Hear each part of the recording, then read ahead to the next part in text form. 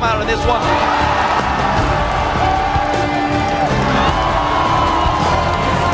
Wow, the shockwave comes down Prey. He's going to be finished off, and look at Piglet. Royal is going to be walking their way into the base on this one. Boom! Headshot goes down. The first victim is watched as the Race of Swords are on the retreat. Ladies and gentlemen, SKT have done it.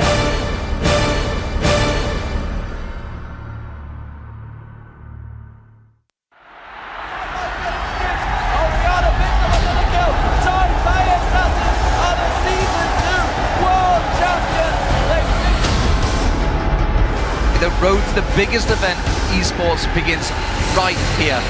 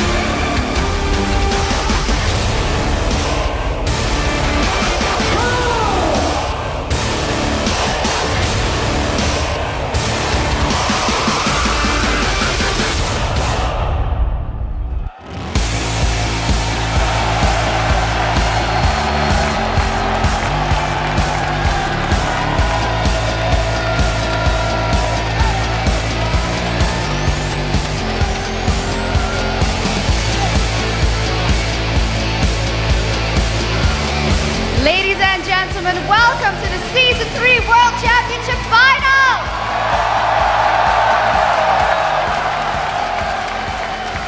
I'm Evie Shock supporter coming to you live from the Staples Center here in Los Angeles, California.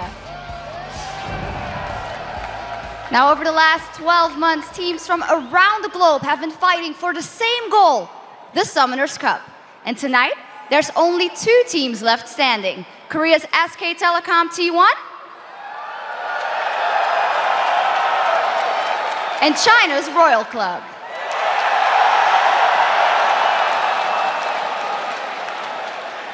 Tonight, they will face off in the World Final, and when the last Nexus falls, the victor will have its name inscribed on the Summoners Cup forever as the Season 3 World Champion. But before SKT and Royal Club take to the Rift, let's send it around Staples Center, starting with the awesome gentleman at the caster desk. Thank you very much, Socks. I am Lee D-Man Smith, and joining me at the caster desk tonight for Season 3 World Final is going to be Rivington Biz in the third, and of course Joshua Jat Leisman. Yeah, and guys, the semifinals were awesome, so I cannot wait to see how SK Telecom matches up with the highly aggressive Royal Club. All right, but before we get to the best of 5 final, let's send it across the Staples Center and check in with Quickshot and the guys at the analyst desk. Thank you very much, Riv, and thank you to the Staples Center. My name's Trevor Quickshot Henry, alongside David Freak Turney. And this is the spot where we will bring you guys all the analysis, the highlights, and the predictions for tonight's final, starting with our extended pre-game coverage. Right now, though, I would like to introduce the gentlemen who've been dropping knowledge on us since the group stage started. OG Encaster Monte Cristo, Evil Genius's Crepo, and Counter Logic Gaming's Double Lift. That's what I like to hear. Well, guys, before we get to the world final between SKT and Royal Club, let's examine how these 2 teams got here, starting with the tournament bracket. All right, so coming into this tournament, SK Telecom T1 was Korea's 3rd seed. They placed first in their group, and then in the quarterfinals, they took out the Taiwanese champs Gamma Bears. Then they narrowly defeated Korea's #1 seed, Najin Black Sword, in the semifinals. On the other side, Royal Club was China's #1 seed coming into Worlds. That earned them a bye into the quarterfinals. There, they swept past their Chinese rivals OMG before taking 3 out of 4 games against the European champions Fnatic. Now that brings us here with both these teams to the best of 5 final. And while the tournament bracket is great for the big picture, let's take a moment and focus on the details, specifically the highlights from Royal Club's wins here at Worlds. going to be? Whoa. It's going to be a rematch of the Chinese playoffs winners finals. That is going to be insane. This is going to be game number 1, going over to Royal Club. They were falling out of their chairs by the end of that one. He's still alive. He's still surviving. He stays alive. Ace for Royal Club. What an amazing fight coming out Oh of my Uzi. God. They are going to take down their Chinese rivals, and you can see exactly what it means to Royal Club. We don't want to come LA, play just the first round to play the games and just go back. We don't want to be tourists, you know? Fnatic versus Royal, game 1. They get the kill, they get the Nexus, and Royal have gone 2-0. Can you believe it? Peke goes down in a second. You see white on the board. Uzi comes up big. Uzi is alive, Uzi is doing damage. It's Royal Club going through to the grand final against SK Telecom T1. All right, gentlemen, with that, the last time we sat around this desk, Royal Club had just outfought Fnatic in that incredibly exciting semi-final series. Coming into tonight's match, Royal Club is considered the underdog, but they're pretty used to that by now because no one on the desk picked them to beat OMG, and only Doublelift predicted them to take down Fnatic. That being said, though, how do these underdogs plan to, pull out the wins, and how do they do it in those two series? I think it's the obvious here is Uzi. He's just the god. He just plays so well. So solid mechanics, always just perfect cleanses. Every time Uzi cleanses, it's almost like if it's red before that even happens. The only cleanse he missed in this tournament is when one guy flashed away right in front of his face. It's almost as it makes it seems Uzi. And while Uzi is kind of the centerpiece of that team, you can't really underrate White, I feel like his laning is a 10 out of 10. He's never lost lane so far this entire tournament, and all he does is counterpick his opponent and smash lane, and he's always useful throughout the game. Even though he might miss some ultis here and there, his laning is superb. And to me, I actually really like Royal's laning phase. And sorry, not the laning phase, but also their strategic play. I think that's actually the big MVP here. Because they play the map and they play objectives better than anyone else. They will rotate someone out of a lane and just 5-man dive a turret. And you might get their top turret, but they'll get kills on your turret, they'll kill the turret itself, and they'll time that push around blue buff or dragon so they get more than they lost in all these pushes. Yeah, I have to agree with you, Freak, about their strategic grouping, because they do force those objectives after they shove those lanes like you're talking about. And, I faulted OMG for kind of getting suckered into the team fights, but after watching them dismantle Fnatic, a team built around those surprise brush ganks, those picks that they work for, you have to say, Royal is just, there's something about their play that forces other teams to react to their decisions. And with their team compositions that are all about that 5v5, it's really, really powerful.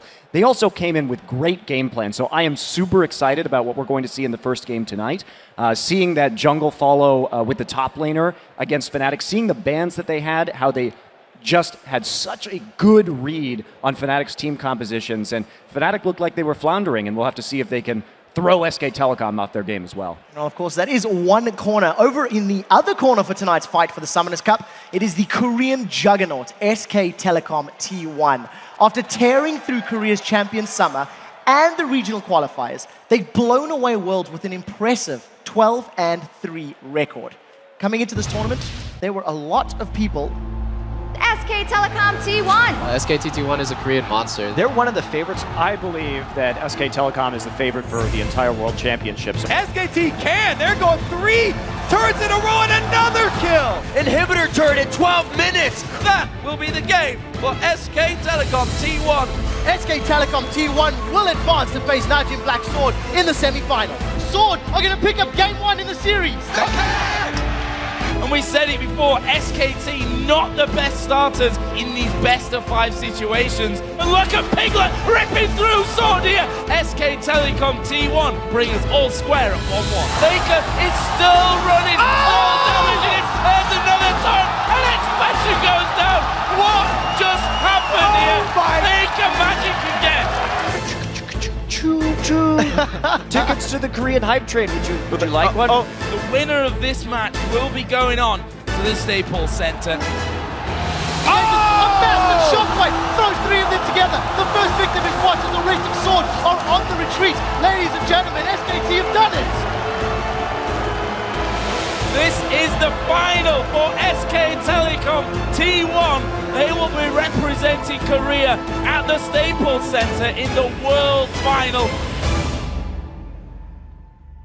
as I was saying, coming into this tournament, there were a lot of people who bought tickets to that SKT hype train. And so far, Faker and crew have really kept rolling with some impressive wins. Monty, you've been the conductor on said hype train for all of this tournament. What does SKT have to do to stay on track to take home the Summers Cup? I think that we've been seeing this improvement in their laning phase. Mandu and Piglet have had, some shaky times in lane, but they looked better against Naj and Sword when we talked about how critical it was for them to perform in a 2v2 against Prey and Kane. So that's a big boost to them because they've shored up a lot of their problems. I don't really think we have to worry about Faker and Impact. They've been doing well for this entire tournament, and really my eyes are on that duo lane. At the same time, though, I think Faker's really susceptible to counterpicks. As you saw against Sword, he got counterpicked by Nagne, and he didn't do so well. He actually got outplayed multiple times by Gragas. A matchup he's probably not really used to. And Impact had Impact had to play Expression, but Going played Godlike, and then Godlike played Soaz, who's like potentially the best European top laner at the time. So I feel like both these top laners, it won't be as one-sided as you might think. It's going to be a really hard matchup. Yeah, at the same time, my eyes have been on Bengi. I really like the way he plays his jungle. Really vision-centric, really mobility-based, almost a second support on the map. It's what basically snowballs SKT's lead. Whenever they get ahead, they will not lose that lead ever again because Bengi is constantly warding, constantly running around helping ganks, getting where he has to be really quickly because of his mobility. At the same time, though, if SKT gets behind, then it's going to be really hard to fall back into the game because they're so far behind and the jungle only has wards and mobility, especially against Royal. They like grouping up. They know when to push an advantage. And once they do, if all you have is wards and mobility boots, that might not be enough. Yeah, and I actually agree with you a lot, Crepo. I think Bengi is actually the key here for SKT because, especially compared to Royal, these guys play a much longer laning phase. They will sit in lanes and try to outskill you, and Bengi will go make plays. They've got pink wards, they've got oracles, he's got mobility boots. He'll come in and try to get a 3v2 or something. Maybe the team roams in afterwards, but without Bengi, they don't make a lot of crazy plays. They kind of sit there for a bit of it. And to me, if they don't get ahead in the laning phase, if their laning phase isn't actually good against Royal, then they're in really tough shape here. And Royal statistically so far has outlaned their opponents better than SKT so far. Numerically, they're stronger here in these lanes. I'm definitely looking forward to this matchup, and as we ramp up towards that Season 3 championship match, we have some more exciting news about next season. Beginning in 2014, we will be partnering with Coke Zero to create a new Challenger Series for both North America and Europe. Yep, 32 Challenger tier teams from each region will earn a spot in the Challenger Series, where they will compete in weekly games broadcast live directly following the European and North American LCS matches. Yeah, at the end of the Challenger Series, the top teams will then compete in a championship tournament, with the final 3 getting to fight the pros for a spot in the LCS. For more details on the new Challenger Series, head over to lolesports.com. While you guys are there, make sure you vote for who you think will win tonight's World Final. Click on Schedule near the top of the lolesports.com homepage, select the Final tab, and just give a thumbs up to either SKT or Royal Club. And later in tonight's game, we will be talking to, of course, the analysts to make their final prediction of the season for the Season 3 World Champion.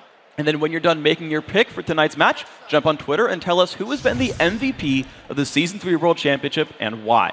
Send your answers to @LOLesports and be sure to use the hashtag Worlds. I feel like we're giving everybody homework here. Guys, as you can tell by the countdown clock that's sitting at the bottom of the screen, we're getting very, very close to tonight's opening performance, which we'll talk about in a little bit. Before we get to the opening performance, though, I want to call out something that Double have highlighted. You basically said that Faker's going to lose lane to White.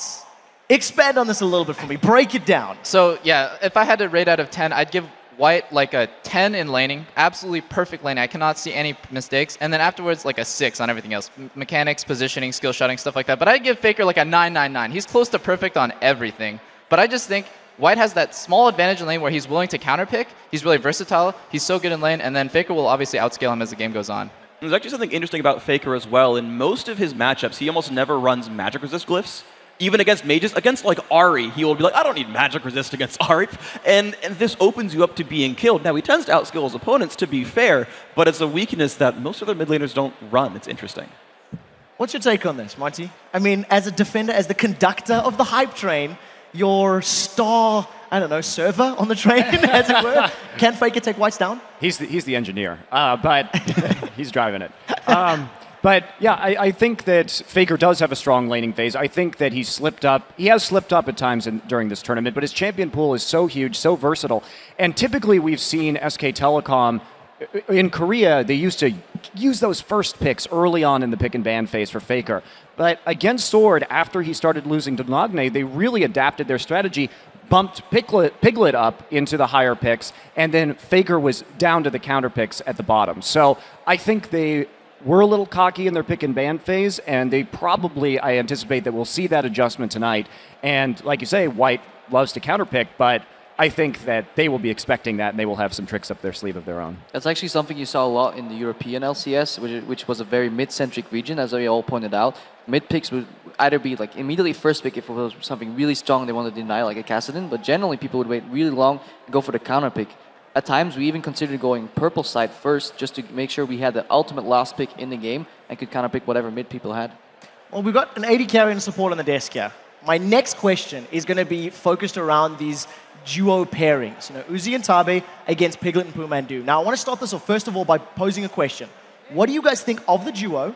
And are we actually going to see, you know, head-to-head matchups, 2v2, or do you think we're going to go 2v1? We'll get to the 2v1s later, but let's focus on the duo pairing for this time being. I think if they end up 2v2, it will be like another episode of Deadliest Catch. Both Tabe and Pumandu have been known to get caught in lane, and Uzi punishes that, as well as Piglet. They're really strong at punishing mistakes, but at the same time, the supports both have gotten into vulnerable positions, probably due to aggression once in a while. So my money's actually on Uzi and Tabe here. Uzi and Tabe actually tend to pick very weak lanes. And he's not as strong in lane as you might think. And Vayne is like especially just really weak in lane. But you see Uzi able to hold up in lane, potentially even get kills in lane and outscale. He always picks scaling ADs and just wants to carry the game in the mid lane game. That's what the AD-centric kind of strategy Royal runs is. Any other comments? I actually think, I know you talked about the 2v2, but thing is, I feel like Royal seeks 2v1 so much that, and they're so good at it too, that you know, even if you do think that, you know, they're picking kind of weak lanes here, Double Lift, I think that these guys will be able to easily skirt that if they want to. Well, it's also like we haven't seen really one of the hallmarks of Royal's style here at Worlds, which is to 2v1 the mid lane. I mean, they were very well known for that in China, and if you've got a player the caliber of Faker that you want to shut down, that may be the way forward tonight. Well, according to Double Lift, White is going to do that, though. Yep. Yeah. At the same time, though, a lot of the champions Faker plays are not as susceptible to 2v1 mids. Like these long-range clear or mass clearers in wave, they will just clear the wave on a tower. Especially Bengi, knowing how well he plays with his lanes, both with Faker and Impact, he will just show up, help clear that wave, go away again, mobility again, help out lanes where they need to be. It's possible, but if White actually has an edge, as a certain analyst here proclaimed, then why would they put 2v1 mid? Yeah, definitely. I think I'm predicting that Royal gives Faker Ahri, like Sword did, and Faker's going to foolishly pick Ahri early into a counter pick Vlad. This is what White pulled out against Cool. He pulled Vlad against Ahri, and he just smashed Cool. And actually, I actually like what you're talking about, the champion picks now, because I think Orianna and Gragas are actually really important for Faker here. Not only because they're good laners, but I think they're specifically good against Royal's play style. Because if you've got really good wave clear, if you can sit there at your turret and hit people 900 range away, they can't do that turret siege. And you can punish the AD carry for hitting your turret. And you actually create a lot of openings in that sort of gameplay that Royal likes to bring out. I do want to point out, though, that Faker's Gragas is, in my opinion, I mean, it's very strong, but it's also the only champion that SK Telecom lost with in the group stage when he was playing that Gragas. So he did well, but it just wasn't quite enough to carry the team in the fights. Well, I love the discussion. I'm very excited to see how this picks and bans phase goes. We're actually going to be discussing a little bit more about who won the coin toss and some of the strategic depth behind that in a moment. For those of you who are looking at the bottom left-hand corner of your screen, there is less than 50 seconds until the opening performance at Worlds. Now, I'm happy to hear you guys clapping, but I'm not sure you're loud enough for this one. How many of you guys seen some of the hype videos for the performance? How many of you guys know that Wes Borland's taking to the stage in less than 25 seconds? Let's see how many of you guys can count. Who's gonna count us down? Let's hit the numbers, ladies and gentlemen. You can see them on your screen. Let's count this down. 15, 14, 13,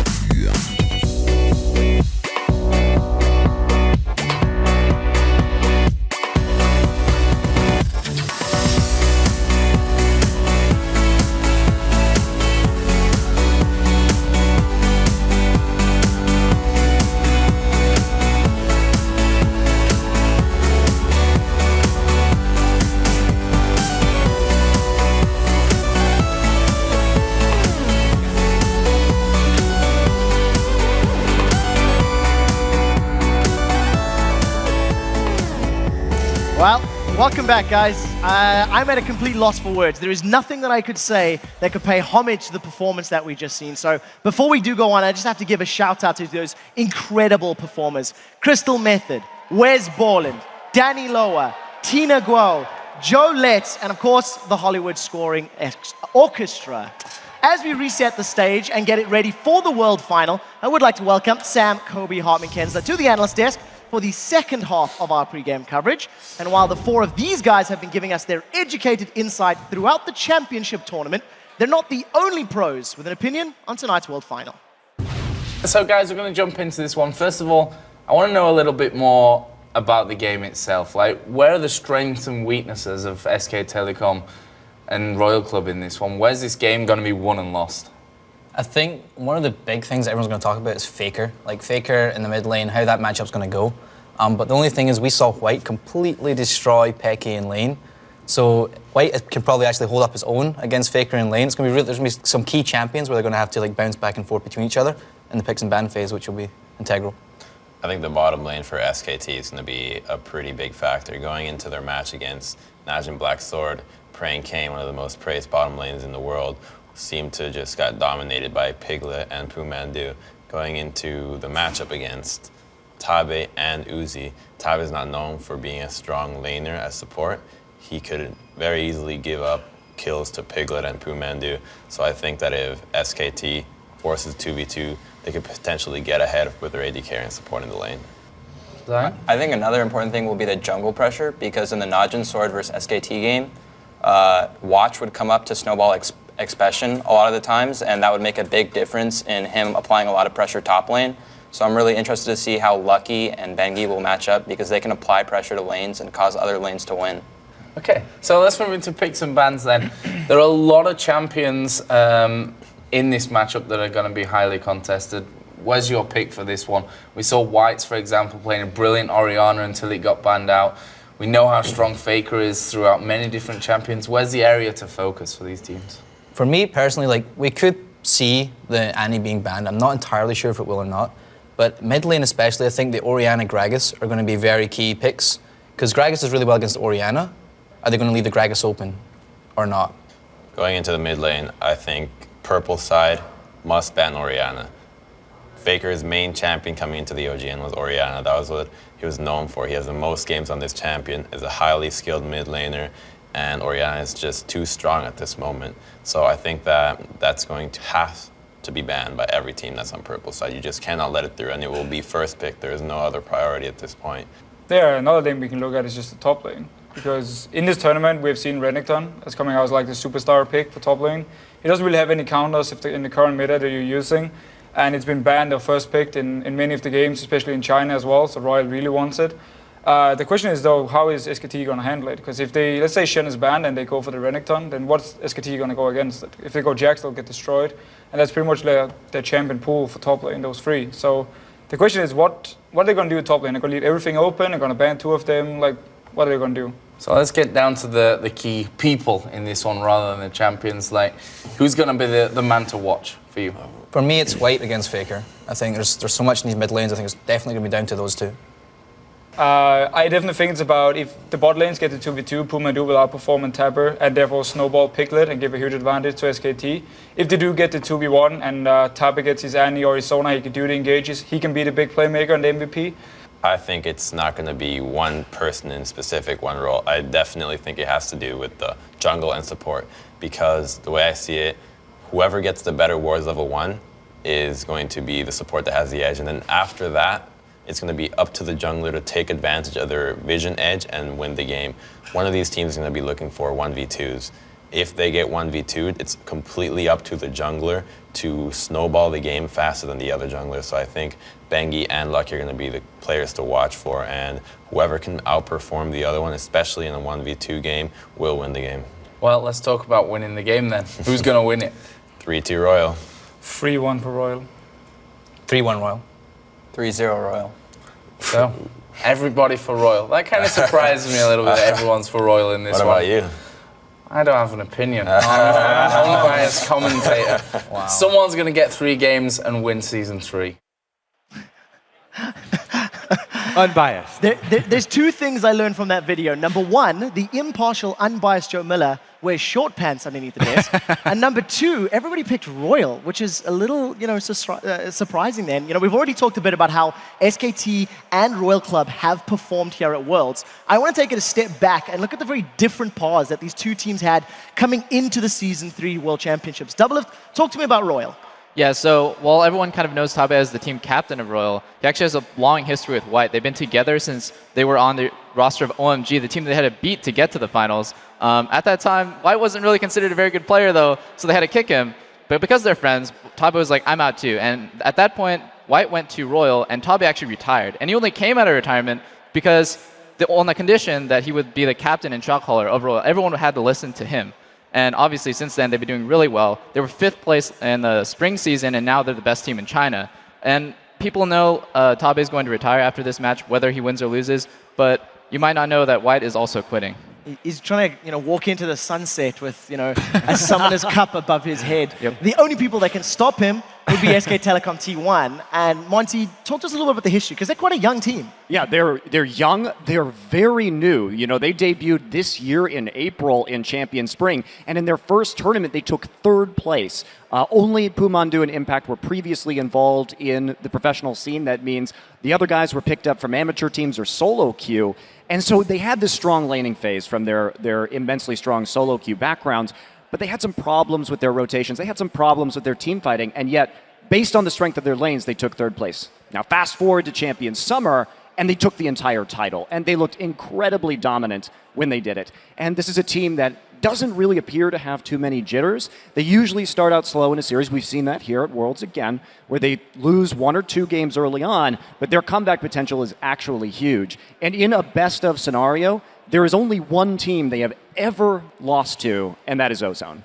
Now, talk to me about some of the nerves that we've seen just very quickly. Faker was quite nervous in the Najin Sword, best of 5. It went all the way. And that was a game that many of us actually thought was going to be fairly one-sided. We did feel that SKT was that. What do you think it was more, picks and bans, or do you think it was the nerves of the players? I think I was surprised by how good Nagne was on Gragas, and I think Faker was probably pretty surprised too. So we'll have to see if those nerves come back, but generally he gets the job done. Well, we are getting closer to the very first game of the World Final. We're going to throw it down to Joe, who's hanging out on the floor of the Staples Center.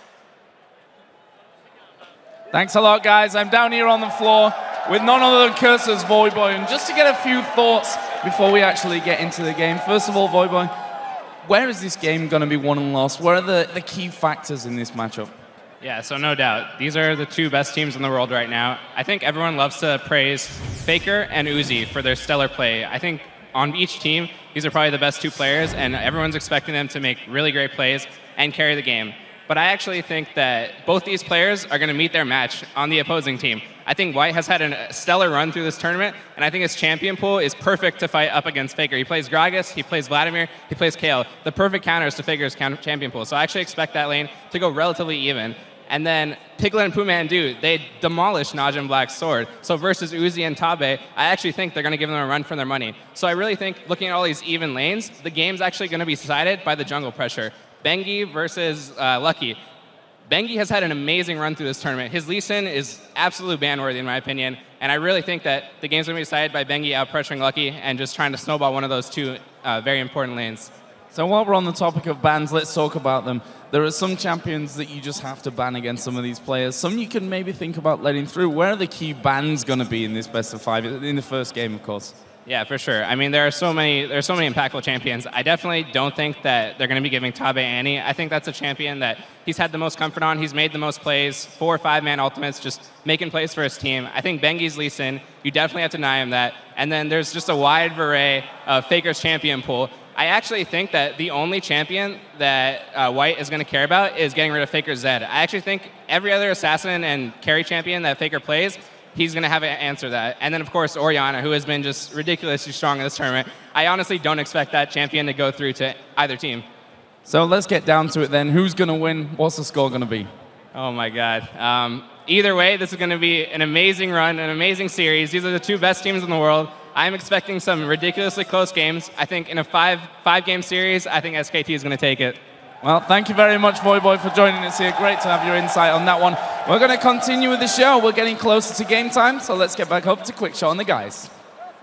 Thank you very much, Joe and Voyboy. And as I'm about to force you guys to lock in your predictions for who's going to win this matchup.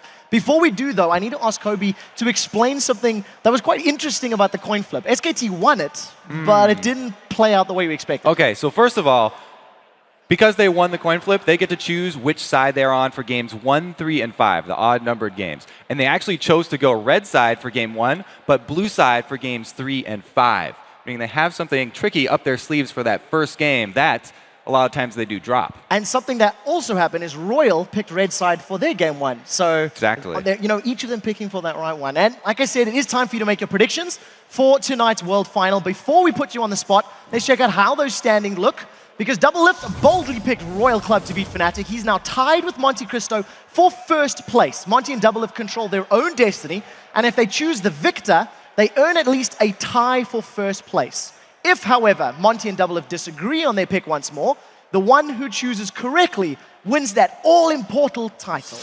Now that we know scenarios, it is time for you to lock in your picks. Who will win the Season 3 World Championship, SK Telecom T1 or Royal Club? Oh, well, I you know my who. pick. All aboard the Korean hype train, SK Telecom T1 for the championship. Hands down, I've got my tickets here. I got tickets to the Korean hype train, and I will be giving them out. It's your last chance. First class still available, Crepo. Here, let me go ahead. I'll go ahead and punch this for you. There you go. Thank you, Monty. I appreciate your SKT favorite, but I think it's more time for a Royal Lucian.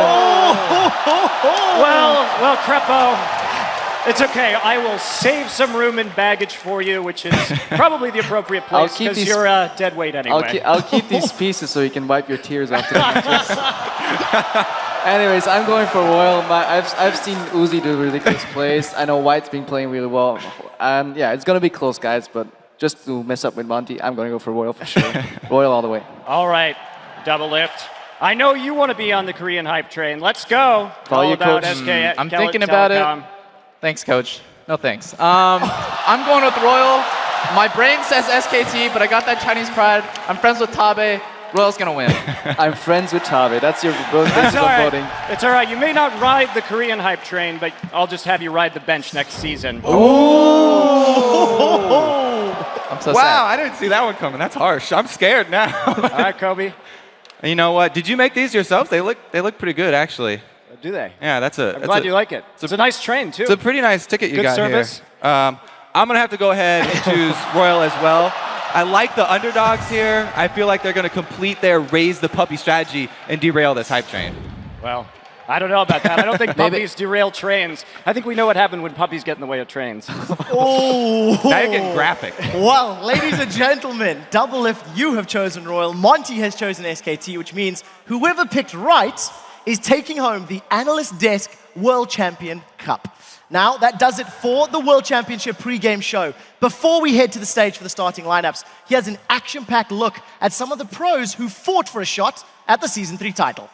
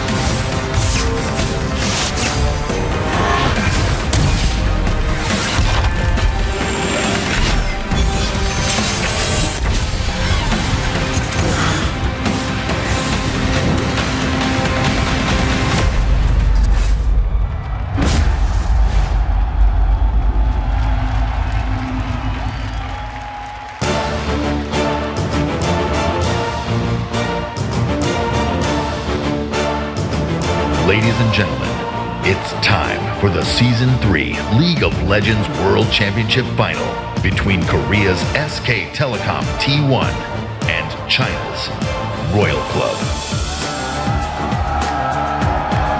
Starting on the blue side for Game 1 of this best-of-5 series, with a Season 3 World Championship record of 5 wins and 1 loss, it's China's regional tournament champions, Royal Club. In the top lane, Godlike. In the jungle, Lucky. In mid, White. At AD carry, Uzi. And starting at support, Royal Club's captain, Tabe. This is Royal Club.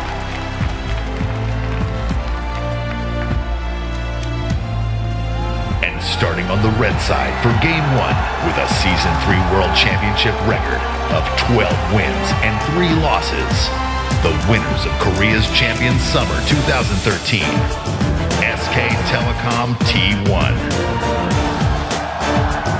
In the top lane, Impact. In the jungle, Bengi. In mid, Faker. At AD carry, Piglet. And at support, Pumandu. This is SK Telecom T1.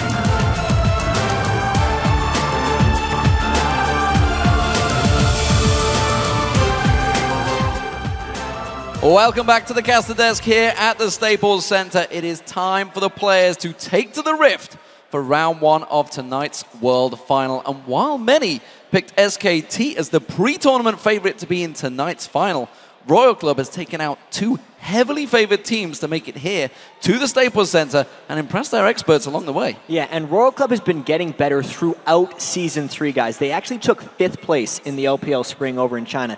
Then, during the regular season in the summer, they finished 2nd. Now, they're the best team in China with a chance of becoming the best team in the world. And now Royal Club faces what their captain Tabe called the Korean monster in SK Telecom T1. Absolutely. SK Telecom T1, coming into this tournament, were considered the best team in Korea. And they've proved it thus far by making it to the finals and also taking out fellow Korean team Najin Black Sword in the process. Yeah, and while Faker and SKT were well practiced at winning here at Worlds, White and Royal Club are confident that all their research will pay off in tonight's mid lane matchup.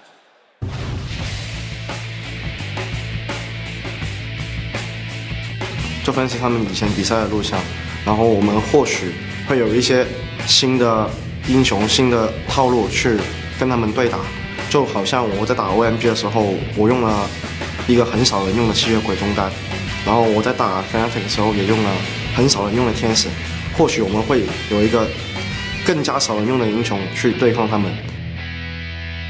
其实准备的话也没有说很特别的准备，因为到了这决赛，我们唯一要做的就是把自己的心态放平常心，就不要给自己太多的压力，就尽量轻松去应对这个比赛，会比任何战术都有用。 일단 지금 여기 와서 연습을 한국 때보다 더 많이 하는데 그만큼 노력을 많이 하고 있어서 지금 이대로만 하면 될 것 같아요. So the pressure is on these teams. Both have been practicing harder than before. And of course, we'd like to welcome to the desk now. We have Ninjas in Pajamas Deficio joining us. He's going to be helping us break down the picks and bans throughout the World Final. And what a World Final it's going to be. Yeah. So let's get straight down to it, because we heard Kobe touching on it earlier. There was a coin flip earlier on, and unusually, SKT chose to begin with the red side. Yeah, and that shows to me that SK want to put Fake in the best position they can in the first game. SKT is normally a very slow team to start. They often lose their very first game in a series, and it can maybe be something with Faker having nerves. I'm not sure what it is. But now they will have the chance to last pick mid lane for him, which will set him up in a perfect situation. At the same time, they will be able to possibly ban out 2 of Tabby's champions, both Annie and Sona, which are the 2 main engages on Royal, and they always want Tabby to do the engages. If they can manage to ban those 2, and at the same time manage to get one of the strong picks in either Renekton or Orianna, they will be in a very good position. Yeah, and it was really strange when we were going through the picks and bans trying to predict what would happen, because we were thinking that SK Telecom actually wasn't that strong if they were picking on the red side, because if we look at Royal's champion pools, if they want to main Renekton and Orianna and Elise in those key roles, and even the Caitlyn for the AD carry on Uzi, their roles are very defined. So they're very clear tier 1 champions they want to pick. Whereas SK Telecom is a little bit more generalist. And because of all the power bans we've been seeing at the World Championships, like the Orianna bans, or even the Gragas bans that SK Telecom had to default to, or Shen, Zed, all those things, it was almost too much for SKT to ban, which means if they actually picked red side, as Deficio said, we're going to see something different from SKT because they have figured out some way around that. And I think it's by leaving a lot of the considered OP champions that have been getting banned all tournament and letting them get picked so they can get some on the backside. Yeah, and we should go into really the way that we get around this. I mean, it's effectively what the teams have to do. You guys were discussing it when you were doing it. It's like, well, this is what we did for like 5 hours for the EU regionals. Didn't work out for you. Sorry to bring that up. But basically what it is simply you go through the entire champion pool of all of the players, figure out what is the best ban strategy. That's what these guys have the analysts to do, and it's exactly what we've had to do. And it's interesting to see the disadvantages and advantages that can be gained from just one ban. Yeah, and just to go into that, if we look at the 2 top laners in this matchup, Godlike versus Impact, their 3 main champions have been Shen, Renekton, and Jax. And it's weird because it's almost like a rock, paper, scissors between those 2. If you pick Shen, we've seen Jax do very well against him. But if you pick Renekton, we see him beat Jax very, very handily. And we also see a lot of Shen bans, Deficio. Oh yeah, there's high chance of Shen bans here, especially also because both teams actually seem to have their own little counter to something like Renekton. We have in the past seen Royal play Nessus against it, so we might actually see a surprise pick here. Or we can maybe on the other hand see a Singed from SKT versus the Renekton. So maybe they will even let this one open and see if they can like counter it with one of their more like unusual picks. But I will actually expect to see Renekton banned, especially in the first game. And how much would you expect teams they both want to figure out what each other are going to play, obviously. How much it's not a throwaway, but is that first game one where you can say, let's try this and feel out how they're playing? Do teams do that, or do you really want that first win for the momentum? I think specifically in game 1 for this series, SKT is really playing hard for that first win. I think that's the big reason they picked the red side, is because they're not really trying to feel anything out. If they were trying to feel stuff out, they would be going blue side, which is their more comfortable champions. They would get a very standard lineup that they've been running throughout the World Championships, and they're just not going to have that on red side. So this is kind of the SKT coaching staff taking a bit of a gamble, because it's clearly a one-game strategy thing that they've picked, since they decided to go blue side in their other 2 side choices, but only red side for that first game. And this is actually the first time that SKT have had a full week to prepare, which is effectively falling in to their champion's style, which, well, they won the last tournament. Is this giving them an advantage over Royal now? Because Royal's obviously into that standard LPL style, which is effectively the same as the LCS that you guys watch at home in North America and Europe. I'm not sure if it's too much of an advantage in that way. Obviously, they have a lot to prepare, but if you look at the champions these guys play, I actually think Royal will have the edge in most pick and ban phases, especially because everyone on Royal has his signature champion in a way. Tabe has his Annie, White has his Fizz. You don't really want to go up against these, but at the same time, you don't have enough bans to ban them out. So even though SKT has been having a week now to prepare, they've probably been using them to think about counters to these. Whenever they will work for them, we will see, and whenever they're going to pick him. SKT is normally a team who picks the same champions. They stick to them through the whole series, and they might be doing the same here. Yeah, and to even go into it a little farther, as we're about to get into the pick and ban here, Royal is much more counter-pick focused than SKT, even though in Korea, SKT was a laning-focused team. But Royal, if we look at their laning success over Fnatic, was even more so. Specifically, Uzi averaged 32.5 more minion kills per game than Pushu did at the 10-minute mark across the entire semifinals, which is completely unheard of. And Caitlyn is going to be an incredibly contested pick in that bottom lane, we think, because it wasn't necessarily a contested pick in the semifinals, because the AD carries that both Piglet and Uzi were going against weren't big Caitlyn players. But the fact that both of these guys are, and that they both love playing Vayne as well, it's very difficult to play a Vayne into a Caitlyn lane. So that's going to be a really big back and forth in this one. And let's talk about the bottom lane, of course. You've talked about the ADs. Let's talk about the supports, because these guys don't really clash in what they use. They use completely different champions. Yeah, it's actually very strange to look, because they have completely different champion pools and completely different play style. Pumandu is more the peeling support or the counter engage, and he's helping his AD carry, where Tabe is he's the engager. Like, he is simply the engager. And that's why he also likes to play the Annie, and that's why he likes the Sona. And it's pretty fun for me as a support to see also like the difference in these, because I'm more like a Puma Do style of player, where I like enjoy peeling from AD carry, enjoy going like heavy CC team fights, counter engage like Syra, like which Puma Do really likes, and we will maybe see even ban this game.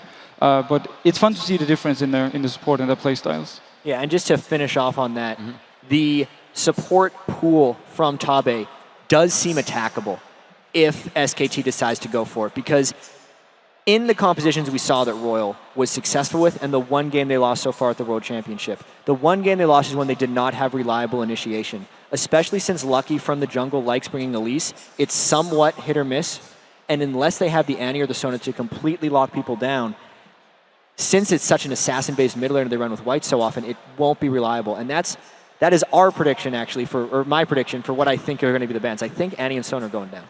All right, we'll see exactly what happens. We do have a short delay, unfortunately, on stage as they are resetting one of the computers. So, while we wait, we're going to send it over to Quickshot and the guys at the analyst desk.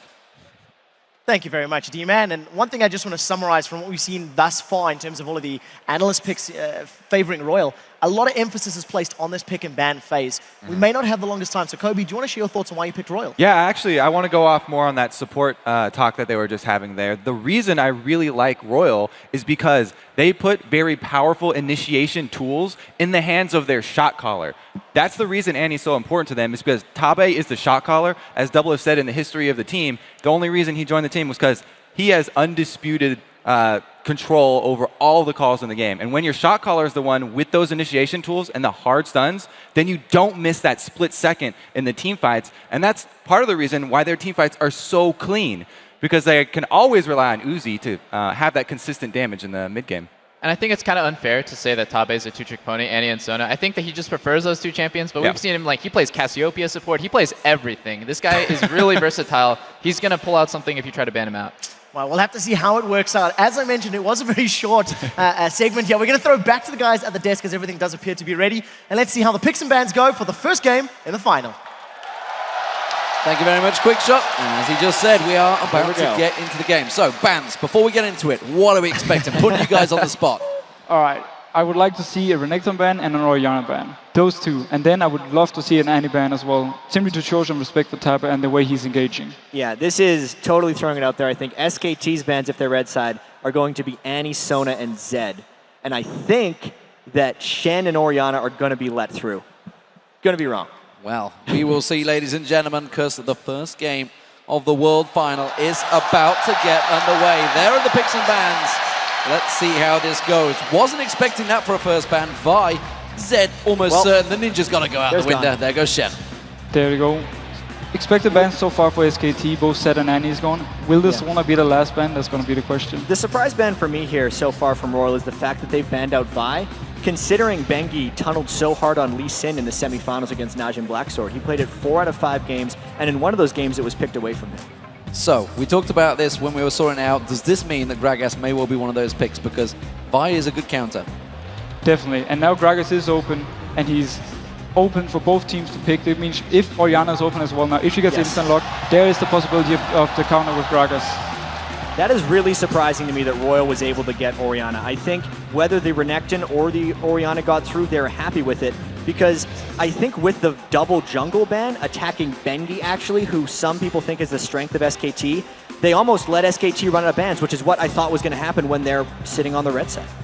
Well, we do see Elise was hovered over there. Lucky has pretty much only played Elise, so we'll see whether they try and take that away. At the moment, though, Piglet is hanging over that Corki. Corki has been so big throughout this tournament. Oh, definitely. And Corki is right now, with Caitlyn, probably the 2 strongest AD carries, so that's definitely one of the reasons they want to secure that pick. At the same time, they don't have to pick the Elise already, because Royal... Oh, sorry. They should actually, in my opinion, pick the Elise, because Royal is such a huge fan of Elise, and taking that, they will take it away from Lucky and take him out of his comfort zone. Here's the interesting thing, though, is before the World Championships, both of these guys made the Jarvan. So with the Vi ban and the Lee Sin ban, Bengi had a choice of going with an Elise, which he wasn't comfortable with, or I think going with the Jarvan. And the Elise for Royal is right in their wheelhouse. These are all things that they're expected to get. What is really curious to me now for Royal, since we talked about the trinity of top laners being Shen, Renekton, and Jax, do we just see a Jax, or is that too dangerous, knowing that Impact could pull out a Kennen or something against it? This is extremely interesting now. Yeah, I definitely think SKT is actually ready for the Jax pick because they have Singed, and Singed is very good versus Jax. So they will keep maybe this pick down for the top lane and maybe just pick their mid lane, and now could be the Gragas, could even be an Ahri, and then simply keep the top lane as the last pick where they can have like a Singed coming in versus a Jax. I really like the fact that Royal was able to lock down Sona. I think that guarantees their initiation, and it combos extremely well with their lane dominance coming from Orianna. This is exactly what Royal wanted that got them here, and I'm really wondering to see what SKT does with these next 2 picks. Yeah, I feel SKT is playing a little bit with fire right now. They're simply giving all the picks Royal want now. But they are obviously aware of this, and they have something in mind for it. If they log in this fresh, they'll have a fresh Corgi lane. That is such a strong lane for 2v2. Even 2v1 potential. They have so much dive. They have so much even like peel for Corgi just with the fresh. Oh, there's the Jax, I'd say. Very strong top laner. We talked about the top 3 for the top lane, and now they have the Jax. So they're going to be happy. And knowing that there was no Caitlyn, Uzi was safe to go Vayne against Corgi. Safe-ish. It's still not the best lane matchup, but they can do a lot of 2v1s. And I need to see now what the top laner for Royal is. We thought maybe Nasus. We thought maybe Rumble. Singed is kind of an outside pick for him, but the top 3 are down. Whatever he plays here, he's played once or less in the World Championship. So the last pick here, Royal, getting to pick what they lane against either the Thresh Corki or the Jax, depending if they 1v2 or 2v1. And I think it's extremely critical for their team comp here. Oh, definitely. Oh, wow. Oh. That would actually be a very good pick out if they want to go for the 2v1. He can even hold his lane in 1v1 versus Jax. He's going to get out-farmed and pressured, but he can at least hold the lane. But at the very least, this wouldn't necessarily work for Royal's overall lane pressure. It would work for their quick tower dive. So they're going to be grouping up really early in this one. And right now, Royal has an insane team fight engage. I think it's simply, if they just get slightly ahead, or do we see the Gragas, as we talked about, as the counter pick for Orianna? Yeah, but we thought it was going to be the other way around. We thought Whites was going to play Gragas against Faker's Orianna, and now we see the switch up. I guess here we have the reason for SKT picking red side in game 1. Oh man, so yeah, I see Royal's composition obviously being extremely hard initiation focused with the hyper carry and Uzi. Godlike needs to escape the laning phase, whether he 1v1s or 2v1s. Or 1v2, sorry. And I think Whites is going to look to dominate with the lane. If he does not beat Faker, I don't think Royal has the ability to group up and push for this game. Well, when I see this combo here from SKT, though, what I really love about it is the fact they can disengage so hard. Jarman has his jump, Jax has his jump, Gragas has his body slam, Corgi has his jump, and they have a lantern as well on Fresh. They have so many disengage abilities. They can simply pick the fight. If they dislike the way they get engaged on, Gragas can throw his bell, shoot people back, and they can disengage. So it's an all-in versus an all-out, basically, is what you're saying. Everybody's going to pile in. We know that Royal are all about those fights.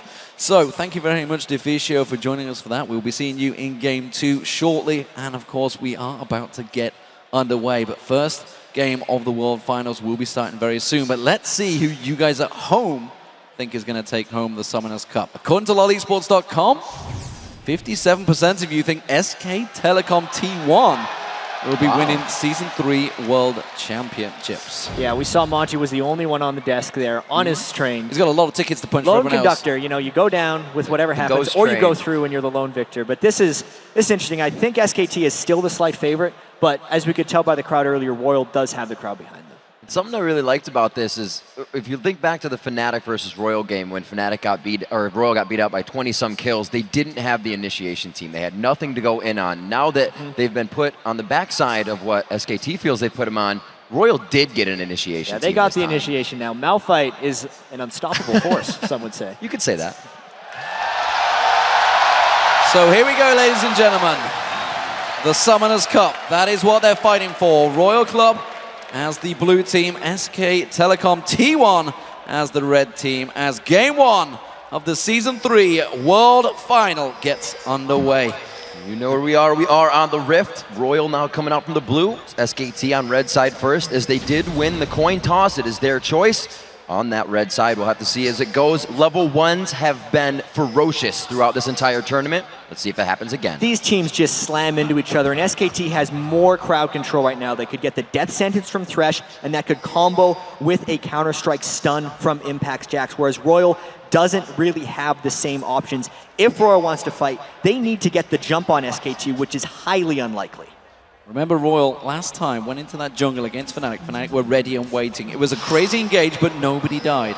SKT are in a dangerous position to do the same. SKT is right on top of a ward and they don't know it. So this could be Royal getting a jump on them if SKT walks in. The game of cat and mouse is going to mean the balls, the impact. They're going to know a little bit too early, and they both have vision of the danger zone. This always seems to happen in these games. 5 people run into each other at level 1. Everybody calm down. Back away to other sides. And yeah, that doesn't tell us much about level 1 other than the fact that the teams could actually not get their traditional wards down. So as far as scouting for 1v2 lane matchups, they have no knowledge. They do not know where the junglers are starting, and they do not know where the top laners and bottom laners are going. So let's check out that mini-map. We can see what is developing. We do know that it's going to be a 2v1 in that top lane. Currently, we see Impact heading up there. He's going to be up against Uzi and Tabe from Royal Club, which of course means the bottom lane will be Piglet and Mandu up against Godlike. And you already said, Malphite has an advantage 2v1. It's a slight advantage, and I really need to see now if SKT can deal with the split lane game here, if they can get 3v1 Dove or if Bengi doesn't play this, because early on in the group stage of the World Championships, SKT was getting punished. Impact in particular was sticking around to get Dove 3v1. And if we look at the early jungle pathing of Lucky's Elise, he would be able to get his double buffs and transition directly into a top lane gank, but Bengi's jungle Jarvan is there to potentially counter if that happens. And again, same thing they did against Fnatic. Godlike is holding the jungle with Lucky right now, soaking up the experience, knows he doesn't have to get to that bottom lane in 2 waves. It worked for him before. Godlike going at it again.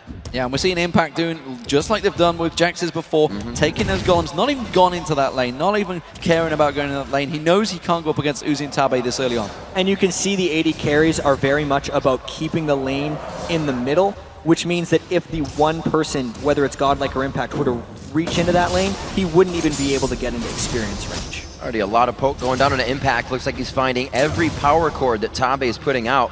If you can remember their matchup versus Soaz, they continuously glitter lanced him down. That's Tabe and Uzi's objective in that 2v1 is to crush it down.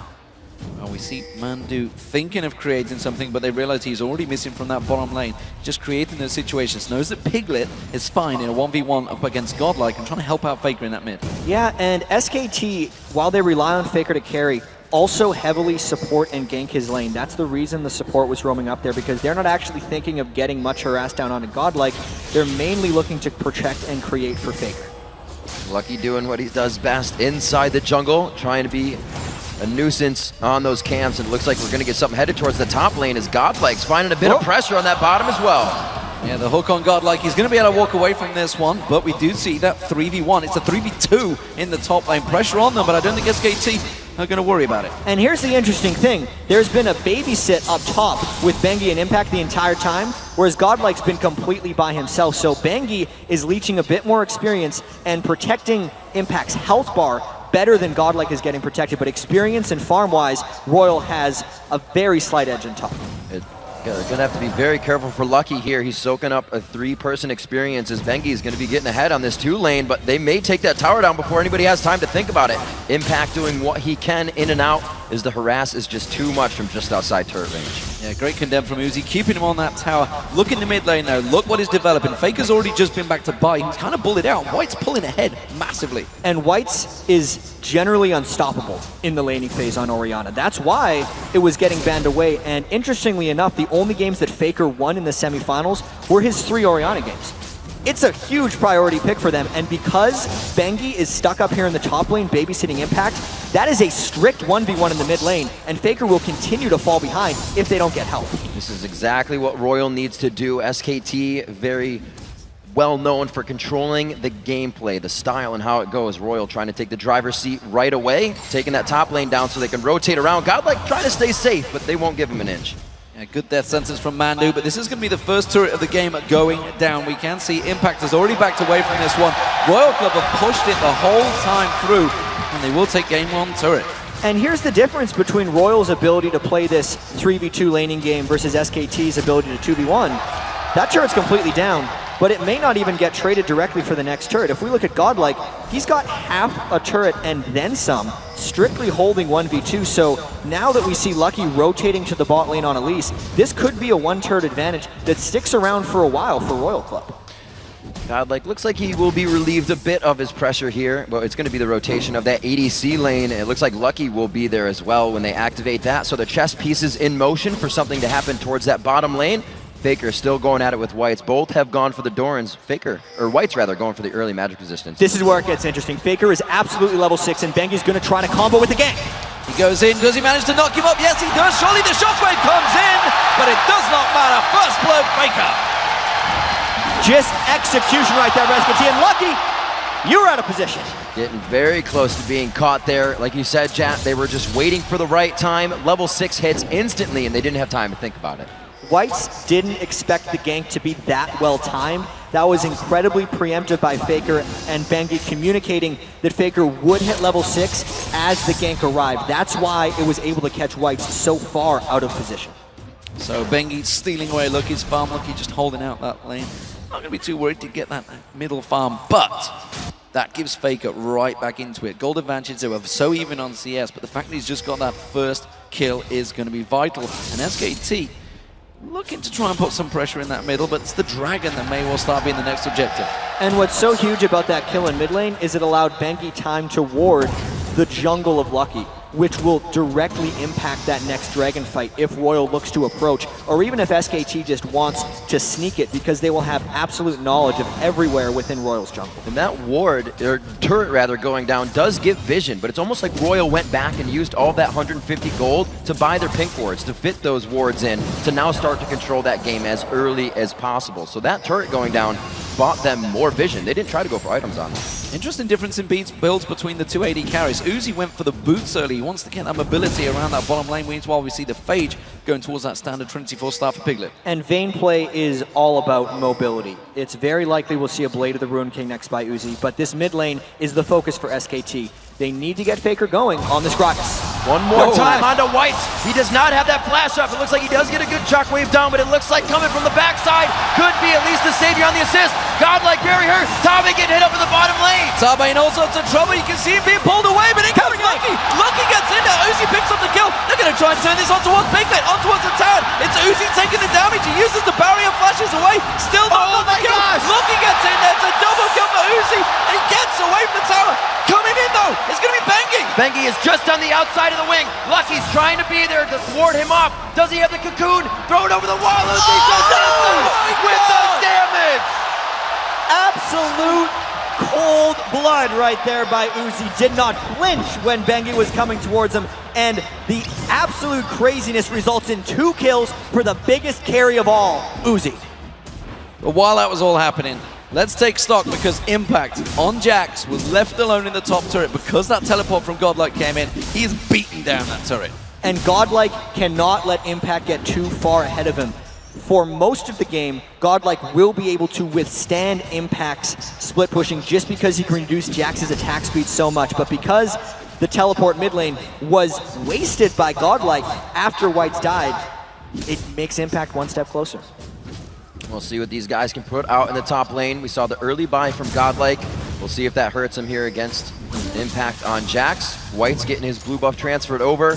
Mid laners are going to be able to fend for themselves a little bit, but that blue buff on White's only makes me think that Bengi and Faker are going to want to take it away.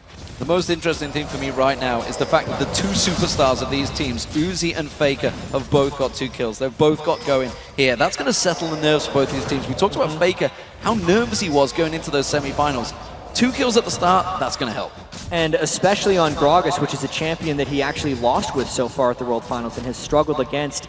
Cannot say enough about how that last pick Gragas from the red side may actually be paying off for SKT. Faker does seem to be completely on his game right now. He was down in farm early to Whites, but because of the 2 kills and the even farm now, Faker's going to look to roam and destroy Uzi. Does have his blue buff as well. The big man is also an assassin. It looks like they're going to put 4 strong towards the bottom lane. That Lucky, his spidey sense is tingling, but I don't know if it's going to be too little too late. Ooh, this is extremely dangerous. Uzi is getting very low, and Faker is ready to go. Explosive cask is ready. We can see him getting hooked in. Sabi does get the crescendo off, but immediately he is going to go down, and now Uzi's in trouble. Can he get 1 kill? No, he can't. It's going to be 2 for SKT. So SKT beat Royal to the punch there. There was no counter gank arriving from Lucky, and now it's completely on Royal's other lanes to push and punish SKT for committing 4 people, since they right now got 2 kills for no full turret traded back. Really first-class use of transition and the abilities that you know are on cooldown. The teleport was just used kind of haphazardly in mid as Whites went down. They knew that wasn't an issue. They know it's not going to be an issue, so they get Dragon as well. That roam has completely swung the game in SKT's favor. After losing the first turret, they were able to get it back, plus the Dragon, plus even more kills onto Faker. That could not have went better for SKT. Swings the gold, swings the advantage. Impact starting to build up that CS lead. comes- Do see in the middle, there's going to be a catch on towards Piglet. It's the ball delivery system. Is it going to be enough damage to go down? It surely will be. And it's Whites finally getting his first kill.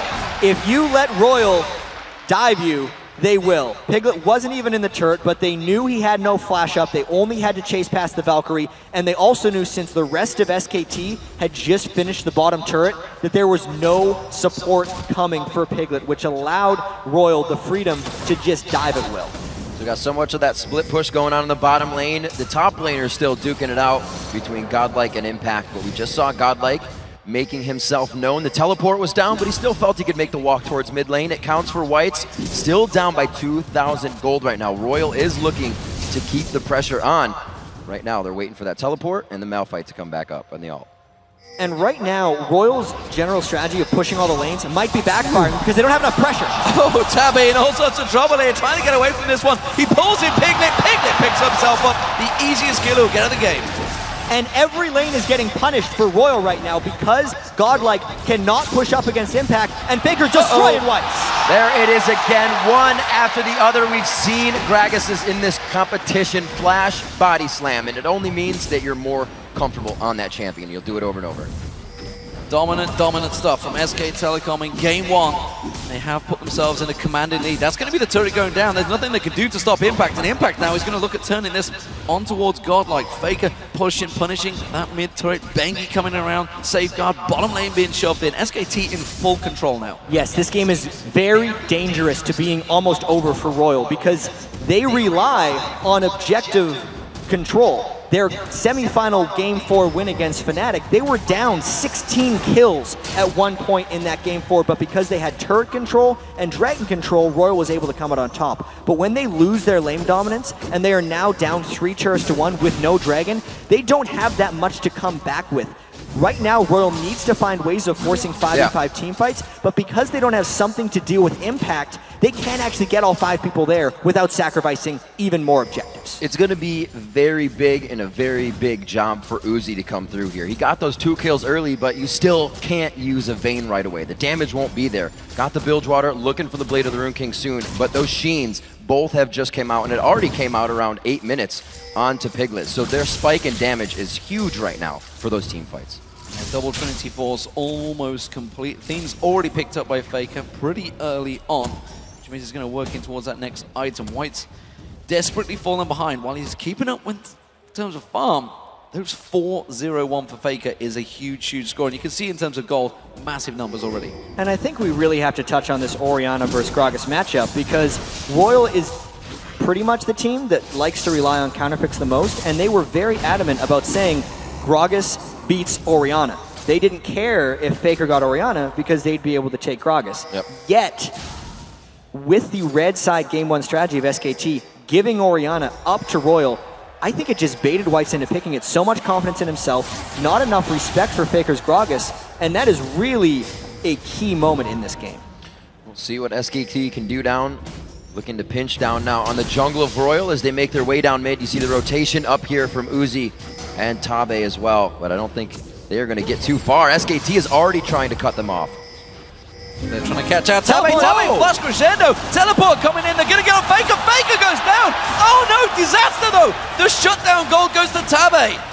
And Royal needs to continue this chase. That was their 5v5, but they only got 1 kill. And what do they have left? That used all their initiation ultimates except for the shockwave from Orianna, and they're gonna look to dive because they are hopelessly behind right here. See if they can get it against 3. The unfortunate love for damage in the bottom lane is the Ignite, takes the kill for Tabe, the shockwave goes down, and they hook in Godlike. They're going in for Mandu as well, they're gonna try and take this one around. Bengi comes in, Cataclysm in there, Piglet gets 1, Piglet gets 2. Can they turn it around? It's going big, Godlike trying to get away from this first one. One more hit will do it. And Lucky and Mandu duking it out, looking down the river. Godlike's in trouble, but Piglet's going to find Lucky. There we go. And look what's happening in that top lane. Bam, there's another turret. So that's the risk Royal runs every time they group up, is not only the split push from Impact, but the AoE damage from Piglet's completed Trinity Force. Watch how they overcommit for Bengi, and Piglet shreds. His Gatling gun, his Phosphorus Bomb, and the big one hits all three people that were diving there for Royal. It means they can't commit the rest of this turret dive. Bengi actually put down an ultimate right at the end just to try and trap a bit, and it just meant that Royal's dive went awry. That was one of those everybody following the call, and they were trying to do what they could. You see 8-5 on the scoreboard now and a 5,000 gold lead. Last time we looked at these turrets just a few minutes ago, it was 1-1. SKT has now dropped 3 more turrets in their favor. All the outer tier is gone, and they've already gotten a second tier turret in that top lane, which Impact doesn't look like he's going to be leaving anytime soon after they re-engage their split. Serious problems here for Royal. They need to win the next team fight, and that could be coming in 20 seconds time. We see that Dragon will be up. White's is getting that blue buff, and everybody's going to be ready. This could be our first 5v5 engage. But the thing is, when SK Telecom takes mid-game Dragons, they don't let you contest it. They overward your jungle, and they dive you when you get close. Very nice. Uzi getting hit up. Oh, he gets blasted away. I don't think there's catch potential on this. Very, very lucky to catch the explosive cast just as he flashed, which knocked him away. So he made Faker look worse than he actually was. He performed it perfectly as they fly in towards the Dragon Pit. As we saw, everybody gets to jump out over that wall. That's the way SK Telecom is playing right now. Once Godlike showed himself as Malphite in the top lane without teleport up, it was a dragon for SKT since they'd already taken Uzi out of the fight, and at best it was a 3-man steal attempt by Royal, which would have been suicide. All right, so we're getting our first core items in around the board. That was actually a 14-minute Triforce that Piglet put in his hands. We see Impact with his as well, the Sunfire Cape, the Athenes on both sides. So those first items mean that the fight can possibly go in your favor, but right now SKT controlling most of the positioning, meaning the fight is heavily on their side. Taking red, taking blue, the map right now is theirs. And we know that Royal's strategies over in the LPL in China was Raise the Puppy because that's Uzi's nickname. Right. But because their team is so heavily dive focused and Impact, Banky, and Faker, all from SKT, can get onto Uzi, it's very hard to raise him because there's a lot of people that are trying to kill him right now, and there's no real way for Royal to protect him safely. Godlike going aggressive on Mandu here. He does have White coming across with him. Forces that flash out from Mandu. Means Summoner Spell will be down. But once again, Impact in the top lane. Jack's just pushing strong. Yes, and this is Royal's game. They're going to look to dive, which is now predictable by SKT. SK Telecom already repelled the dive with less people, only because Piglet stayed safe. As long as Piglet is positioned well with these double buffs, a dive would be a disaster for Royal. SKT themselves just pinged the inhibitor turret. They still have the second tier, but they said everybody group. It's a possibility we may lose this or have to fight. Everybody on the same page right now, it seems, for both teams. There is a ping in the bottom lane that says this wave is going to be big. If we can pressure this, we can get something off it. Royal trying to set up a sneaky gank there, but instead a bomb comes out from Piglet, spots them all, catches all 4 of them and says, yeah, we know what you're going to do. We're not foolish. We're not going to run straight headlong in towards that turret like you did on us. And Royal Gaming now, they're in towards a defensive position. And once SKT gets teams in this position, they are extremely comfortable. The best thing that SKT has done is starve people out once they get leads. They're not going to look to overcommit until they can get a clean fight, or they're going to wait for Royal to commit in the engage back at them. SKT is the best in the world at this type of game. And Godlike is really what they're banking on here. Look at how far they are forced to play back on this turret. The thresh hooks, the barrels, Jax can jump in. Impact doesn't care. He'll fight under the turret. Corki bombs. Royal can't even stop the siege coming in on this turret. Yeah, right now they are trying their best to just keep them away. Finally another wave of minions comes in, and SKT get a couple of hits in it. Once again, Godlike getting in their faces, trying to keep them away, but there's just simply not the damage to repel them. Those barrels keep on rolling through, and every time Jax gets on that turret, along with Piglet, they knock it down just another flexing notch. their muscles. Yeah, that was actually a Gragas ultimate just for the harass. We've seen so many Gragases in the World Championships do that. It pushes 2 people back because Royal was too low, and it means SKT gets their 5th turret of the game. Looking very dangerous, but they do still have the Malphite. They have the Vayne. They can get that to the late game initiation. Whites can play the protect game on that, but it's so easy to say, but so hard to do at this point, especially with SKT in the driver's seat. Piglet grabbing up buffs for himself as well. this bottom turret still not going down, and really one turret to the name of Royal still. That's the top one that went down very early. Yeah, big power coming out again. It is going to be the Rabadon's death cap completed by Faker, so he is going to be looking to wreck someone's day the moment he gets back into lane. So much so he could actually probably take Tabe down with 2 barrels. I think he'd be just dropping straight away. Middle turret again being defended cleanly. They know where Royal are focusing, but they just can't get to it. It's 5-1 in turrets rip. Yeah, that last turret, or the first turret I should say, for Royal went down at 5 minutes, 16 minutes ago. Since then, every 3 minutes, SKT has found an objective after the fight or after a dragon. They're continuously moving off of their engagements. Here's the situation right now in this game, because SKT has stopped Royals early, and now Royal is forced into trying to catch fights. Every time they miss, they fall farther and farther behind, because Impact is still farming in that lane, and since Godlike neglected so much farm earlier, he can't stop that. So Royal's only option is to try a 4v5, but because SKT has so much disengage, they are dodging it time after time, and they are wearing out Royal's engagements. Yeah, Tabe trying to create that situation, flash for flash, missing out, ultimate burn, which means, again, SK Telecom are going to know their timer on that. They're going to turn it around. Impact's been pushing that top lane the whole time. And sure enough, they're going to go in and steal away that blue buff. Everything that's happening here, it's like the bigger blitz hand being down. It makes the lane safer. You just saw Crescendo, you just saw Teleport. Everything becomes a little safer. The map is even more yours. They can engage on this. They have no vision in the mid lane, but they will know they're rotating soon. SKT just knows they can flex their muscles right now. Oh, coming right back. There's Impact. Coming straight back in. Impact does go down. It's Uzi that gets the kill, and he will be the killing blow on Impact. That's how you stop a Jax. Yeah, and we can see how lethal this Royal team composition could be if they weren't so far behind, because catches like that would give them the freedom to dive. But now, because there's way too many damage threats that have adequate farm on SKT, even with Impact down, Faker could shred and Piglet could destroy Royal if they tried to fight 5v4. So the kill is nice, but it doesn't give them anything back that they need. They put quite a bit of eggs in one basket for that kill as well. The unstoppable force being down now, something they somewhat need to stop the siege. Continuously pressuring back. So we're waiting now for Tabe's Crescendo to come up. The flash probably won't be there for the next engage. SKT looks to force this one too strong, now sitting 6,000 plus gold in the lead. The turrets have slowed down now that they actually met the front door, but I'm sure they'll be able to get past this with Royal being so much on their heels and trying to piece together items that they really haven't hit their second core yet. Yeah, complete map control. That's the blue buff, the red buff and the blue buff taken away from the jungle of Royal. They have complete dominance. Just look at the ward control across the map. You can see SKT have full vision of everything the Royal are doing. That's why they're going to get themselves another easy dragon. And you can specifically see how many wards SKT has in the Baron area. We're about 24 minutes into the game now, and since the turret pushing has slowed down for SKT, it means the Baron is the next objective for them. They're going to try and get the Baron or a team fight before the Baron, and then use that advantage to crack the inhibitor wall of Royal. Royal's desperately trying to get back some of that map control right now because they've seen SKT starve teams out at Baron before.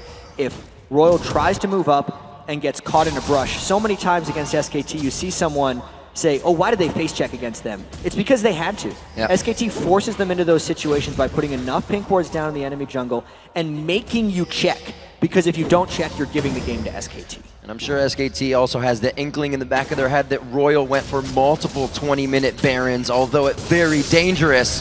They were able to put themselves in that position. Now SKT has done such. The warding, as you said, Jat, pretty much uncontested now because of that. And here's the most interesting part about this Baron jump in.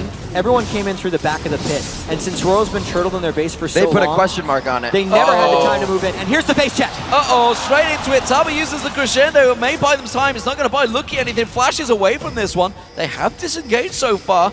Royal are looking to engage.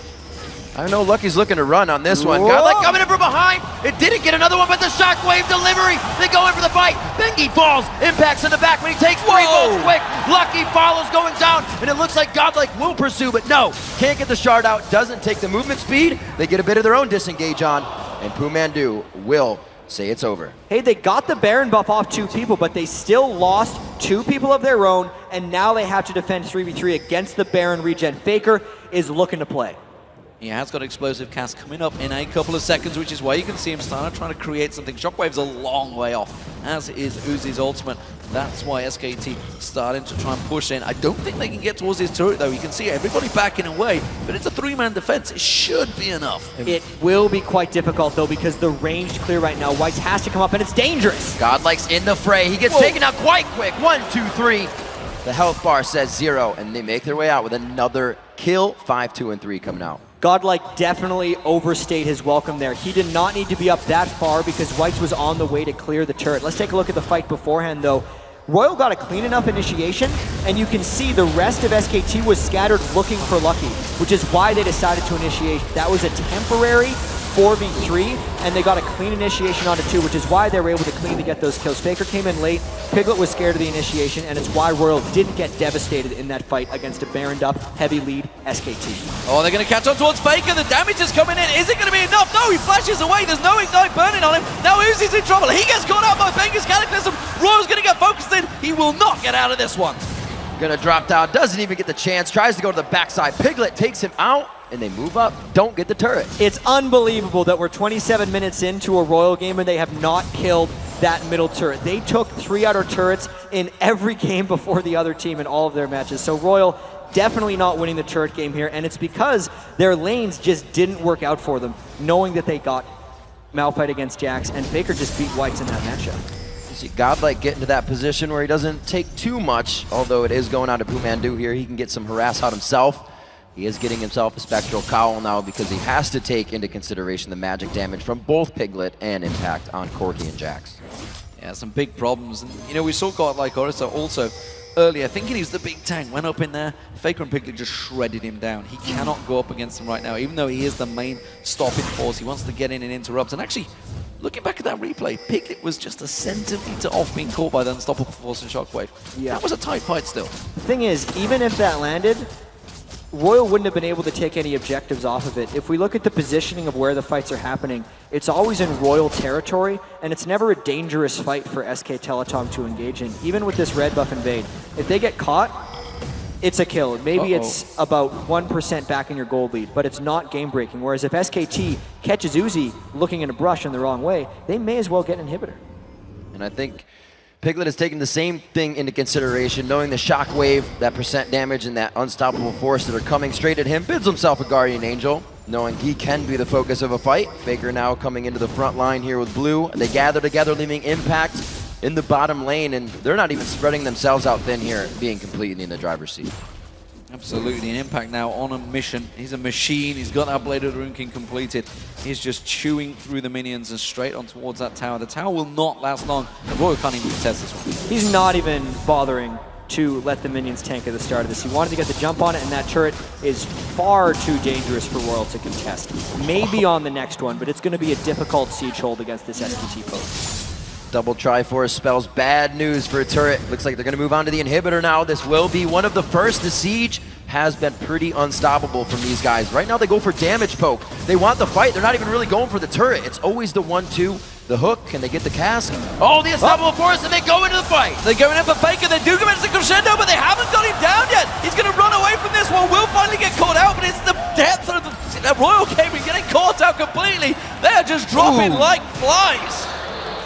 Just a clean ace right there by Royal. It was a scattered fight right there because SKT got initiated on, and they were fine with that. SKT set up a smart siege. Faker was not instantly bursted, so even though he died, he got off all of his spells, and this looks like a clean Game 1 win for SK Telecom T1. Coming in strong. They did have the fights in their favor. They took the gold lead right away. Even after losing a 5-minute turret, they take down the Nexus turrets at 30 minutes.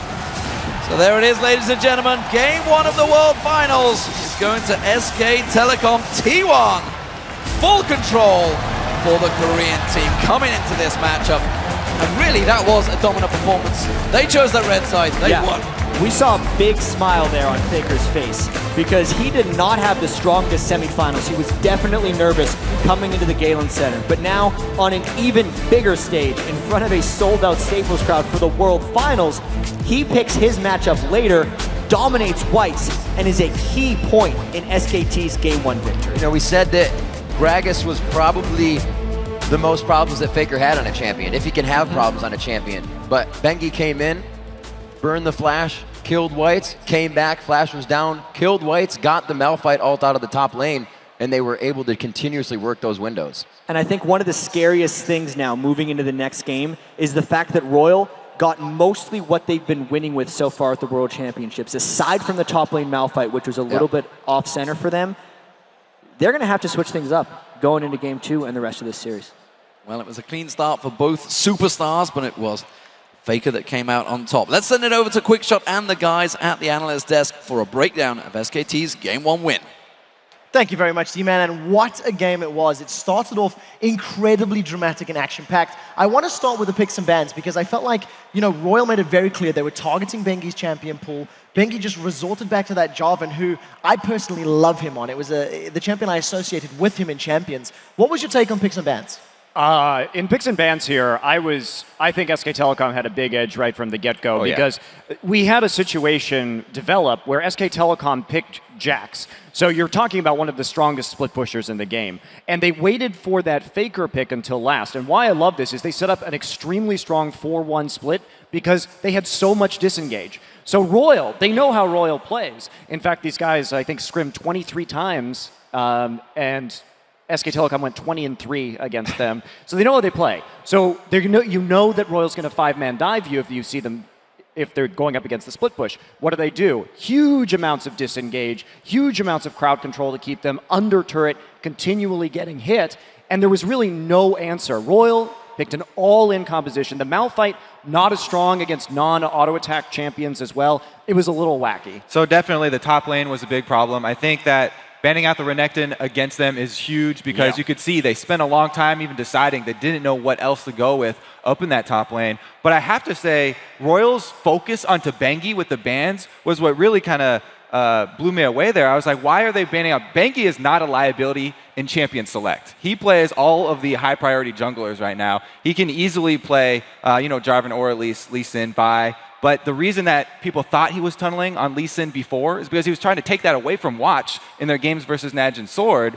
And man, did Bengi just rule this game from the first couple minutes. And honestly, until very recently, Bengi was not a player that was known for Lee Sin. He was an Elise and Jarvan main. He pulled out the Vi very recently and started drawing bans that way as well. But I mean, I think it's great for SK Telecom that he's able to absorb all these bans because he always has another card to play. I think Lucky is actually the liability in the jungle over there. I feel like Doublelift is wanting to get something. Yeah, I definitely agree with everything you guys have said. I think Bengi is definitely a contender for just best jungler in the world right now. He's playing so well. Like, every one of his movements is so calculated, where I feel like Lucky is playing really sloppy. He's playing really reactive. Bengi is the one who initiated the game-turning moment. He went to 4v2 dive bottom lane. They killed Uzi and Tabe and took the tower and then took Dragon off of it. That was a Faker and Bengi initiated play. Let's actually talk about this a little bit because we've really, we've gone from the picks and bans and we've been highlighting now Bengi because he was so heavily targeted and he still had a very big impact. But the early game basically decided this matchup. We did see Royal getting the first tower. They got some kills under their belt, but my word, did Faker play well. And some of the rotations, I think, Crepo, you had some thoughts. I actually want to go back a little bit earlier than that because the way they played the early game from Royal was really impressive. They managed to hide in their jungle, don't give any entrance to SKTT1, allowed them to actually dodge the 2v1 matchup, put Malphite against Cookie and Fresh, and as we saw, Piglet and Pumandu, they couldn't get him down, they couldn't get him poked down. Eventually, Malphite got too much wave clear. They were even taking tower shots. I saw at least like 3 or 4 tower shots on Piglet and Pumandu. At the same time, on top lane, Uzi and Tabe, as a Sona and a Vayne, were out pushing and out poking a Jax Jarvan combo. That's a very lethal combo. I props to them for doing that. Then Lucky joined in. Ideal 3v1 push, like all went really well. In the middle lane, Faker was getting out CS'd. He was down 10 CS on the first 4 waves. But then, that's what everybody's talking about. Bengi Faker synergy comes in. Fakers opens up with a body slam, transitions that with his flash, key signature move for Gragas players this tournament. Flashing mid body slam, catching your opponent off guard, not allowing them to flash out. Instant combo from Jarvan. Barrel to finish it off. Beautiful play. I'm really glad you brought that up because everyone's talking about, oh yeah, Faker played this matchup really well, but where's the jungler credit? Bengi got the first blood. He got him the first blood, and then a repeat gank before the flash is back up again. Bengi's the one, he deserves the credit for that. To be fair, that ties in with what Doublelift said. Okay, it's a favorable matchup. Orianna does really well early, but 10 CS up and complete wave control. If Bengi was not there to help Faker, this game could have gotten a lot different. And for me, really the watershed moment of this game here was that rotation into the bot lane, the 4v2 dive that allowed them to take the dragon and really control this game. And there are certain times when losing that early tower can actually be beneficial to you if you play it out right.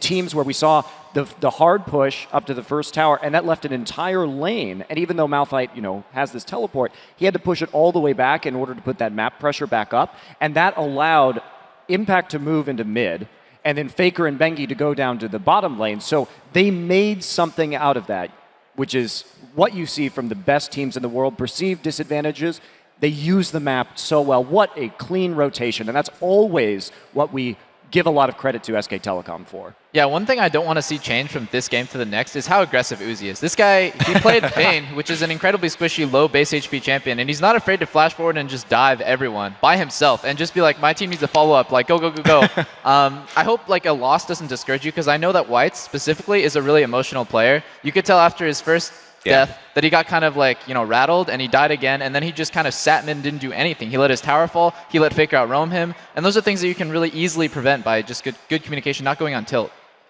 We actually still remember that play on the bot lane where Uzi just tumbled past the tower, reset tower echo, went back in, flashed out in the last shot, and then just stood in the brush, just teleport out. Like, didn't care. Nerves of steel. But I have to ask you, Peter, because you predicted White to go over Faker in this laning phase, and this was really reminding me of that Xmithy over Dandy prediction that he made as well. Hang on a second. To be fair, it wasn't 1v1. It wasn't Faker, it was Faker and Bengi. Bengi was there as well. I'm just highlighting that really quickly. In a 1v1 setting, White did make Faker base at 16 CS, and White had like 32 CS, so he was doing really well in 1v1. That's probably why they banned 2 junglers there, Right. because Bengi has been destroying them. It's also just the matchup, though, right? It's Gragas' job to live until 6 and then all in at 6, and that's really where the power comes from. Very final word, Crepo. Big disappointment for me this game was the misuse of Malphite teleport. As we said, good rotations, but against somebody with a teleport, they should be forcing rotations, and they should never be losing dragons. And 3 out of 3 dragons for SKT1, really impressive. For the American audience, I felt like Malphite came out of left field and didn't really have an impact. All right, guys, we're going to take a very quick break, but when we return, it is Game 2 between Royal Club and SK Telecom T1, the Season 3 World Championship. We'll be right back.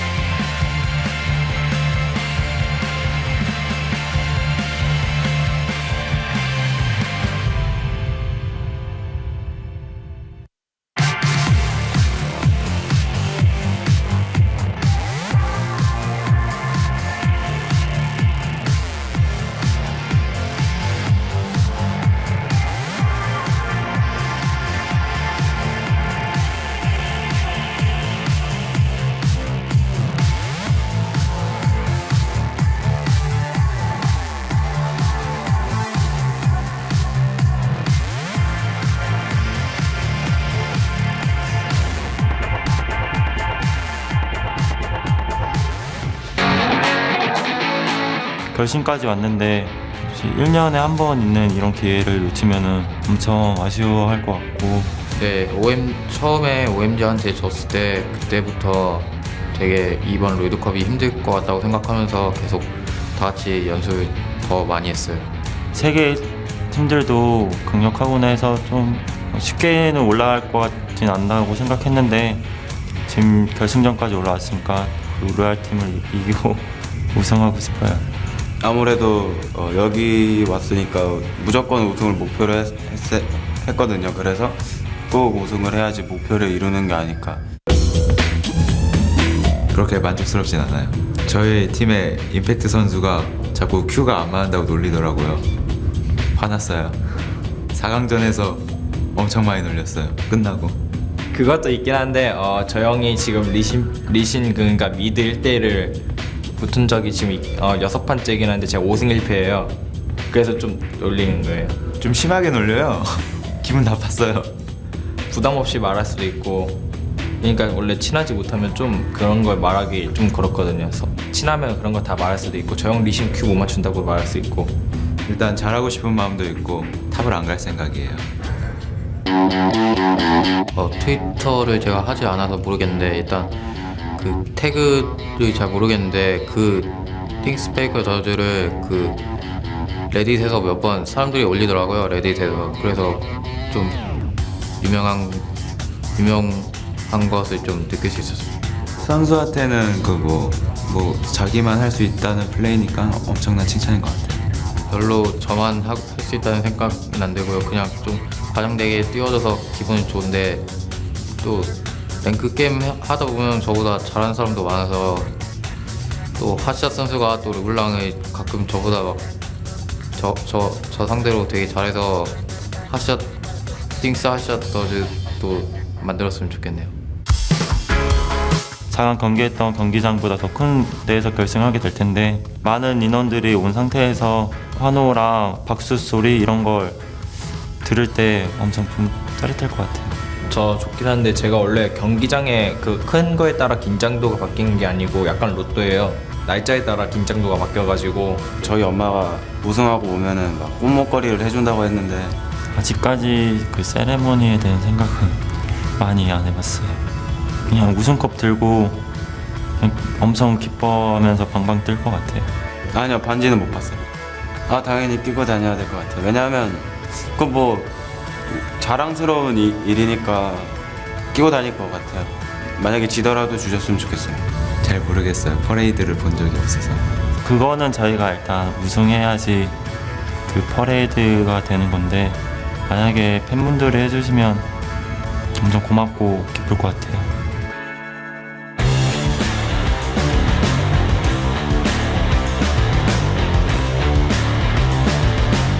Welcome back to the Staples Center and the Season 3 World Championship Final. It is time for Game 2 in this best-of-5 title fight between Royal Club and SK Telecom T1. And after a dominating Game 1, Faker and his team are looking to make it 2 in a row against the Chinese champions. Yeah, and SK normally drops the first game in these best-of-5 series, but they came out incredibly strong in Game 1, and that just puts even more pressure on Royal Club to come back in this Game 2. And just as a heads up coming into this match, Royal had the choice of sides, and they have chosen as well to spawn on the red side as SKT did in their first game. So for Game 2, Royal on red side. I definitely think the big question here for this game now is, will Gragas be banned by SKT so they can go for first pick Orianna? Or will they just let both be open and none of them is going to be first pick and they simply go for something else, maybe a top lane pick? Yeah, and it's definitely the feel each other out for the counter picks in the early games.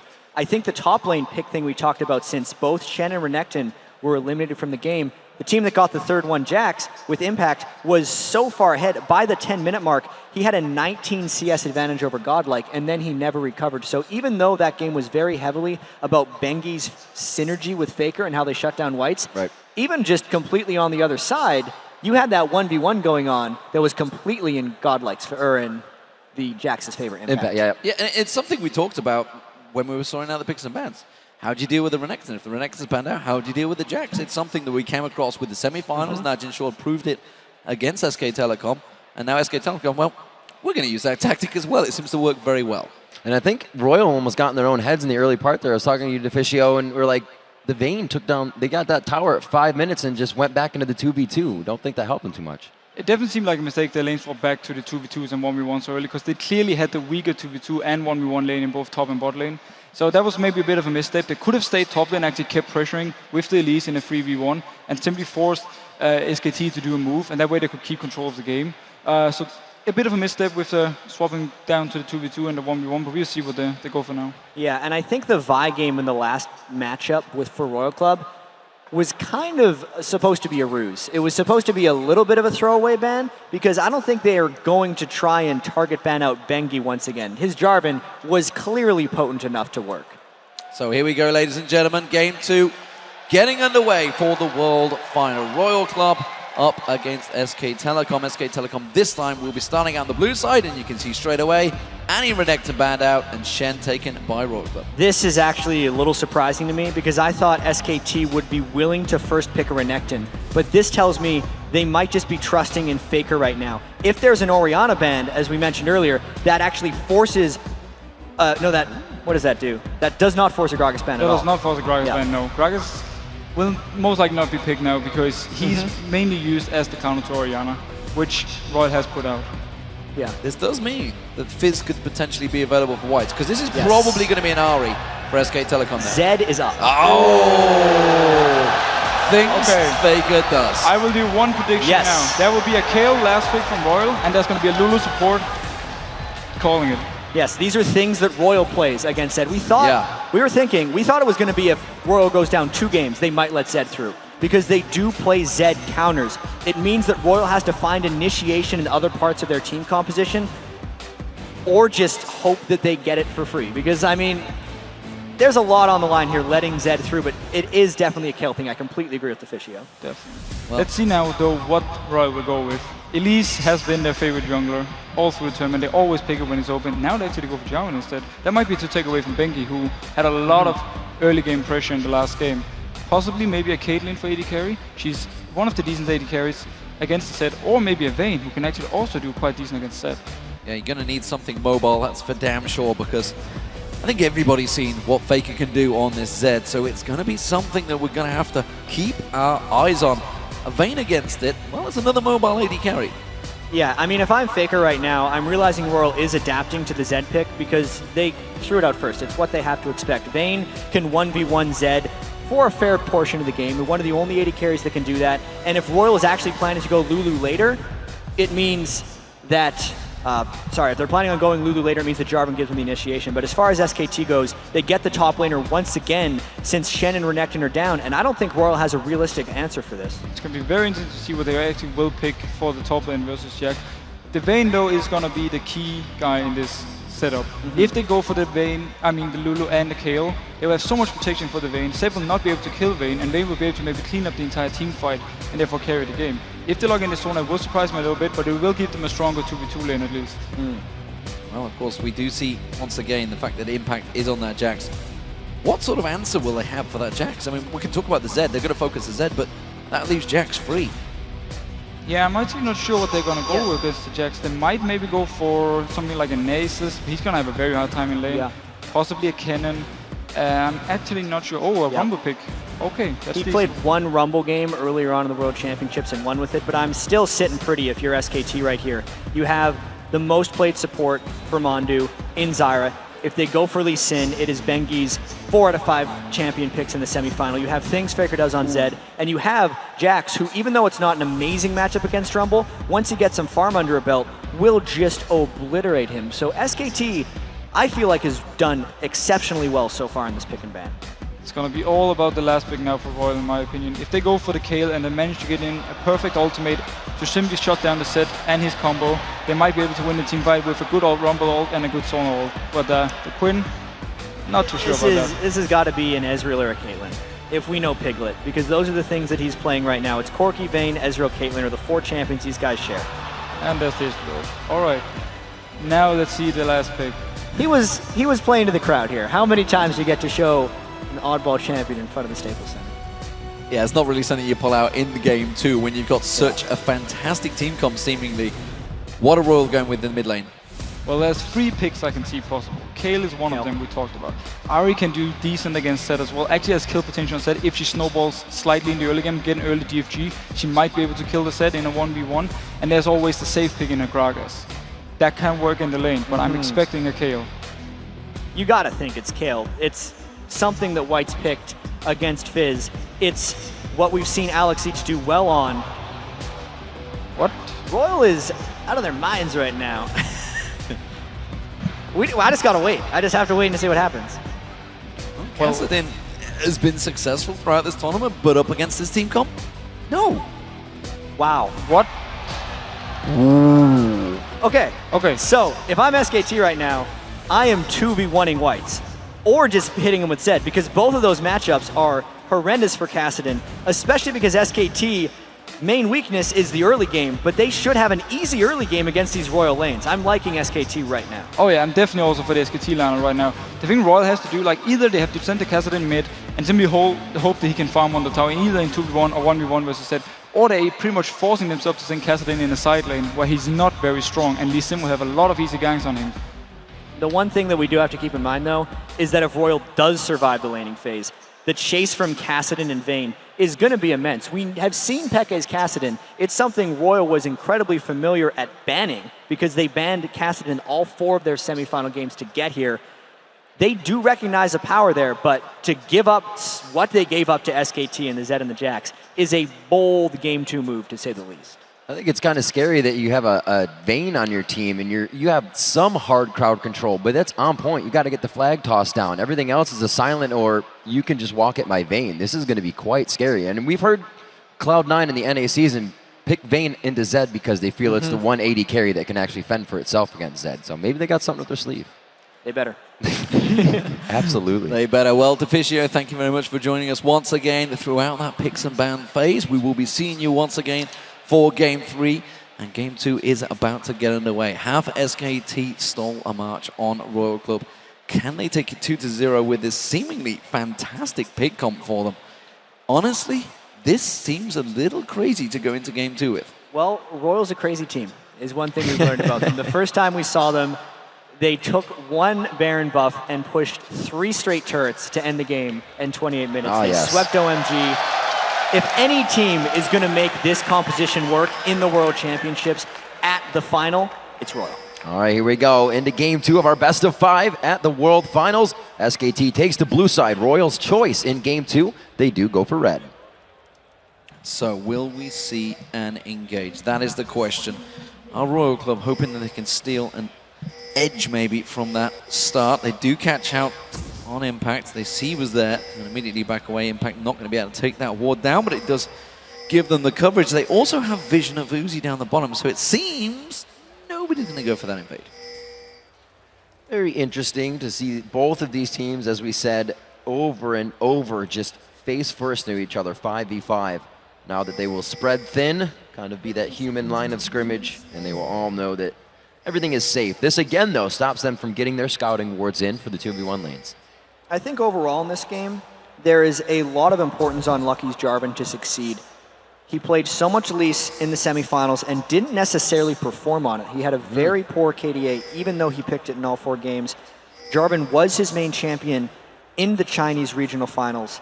And because Royal has picked what are weak early lanes, Lucky has to augment those lanes and make sure they don't fall behind SKT, because if SKT gets the slightest edge on Royal, we've seen their ability to control with wards, roam and turret dive, and just get objectives. This is extremely dangerous and important that Lucky performs.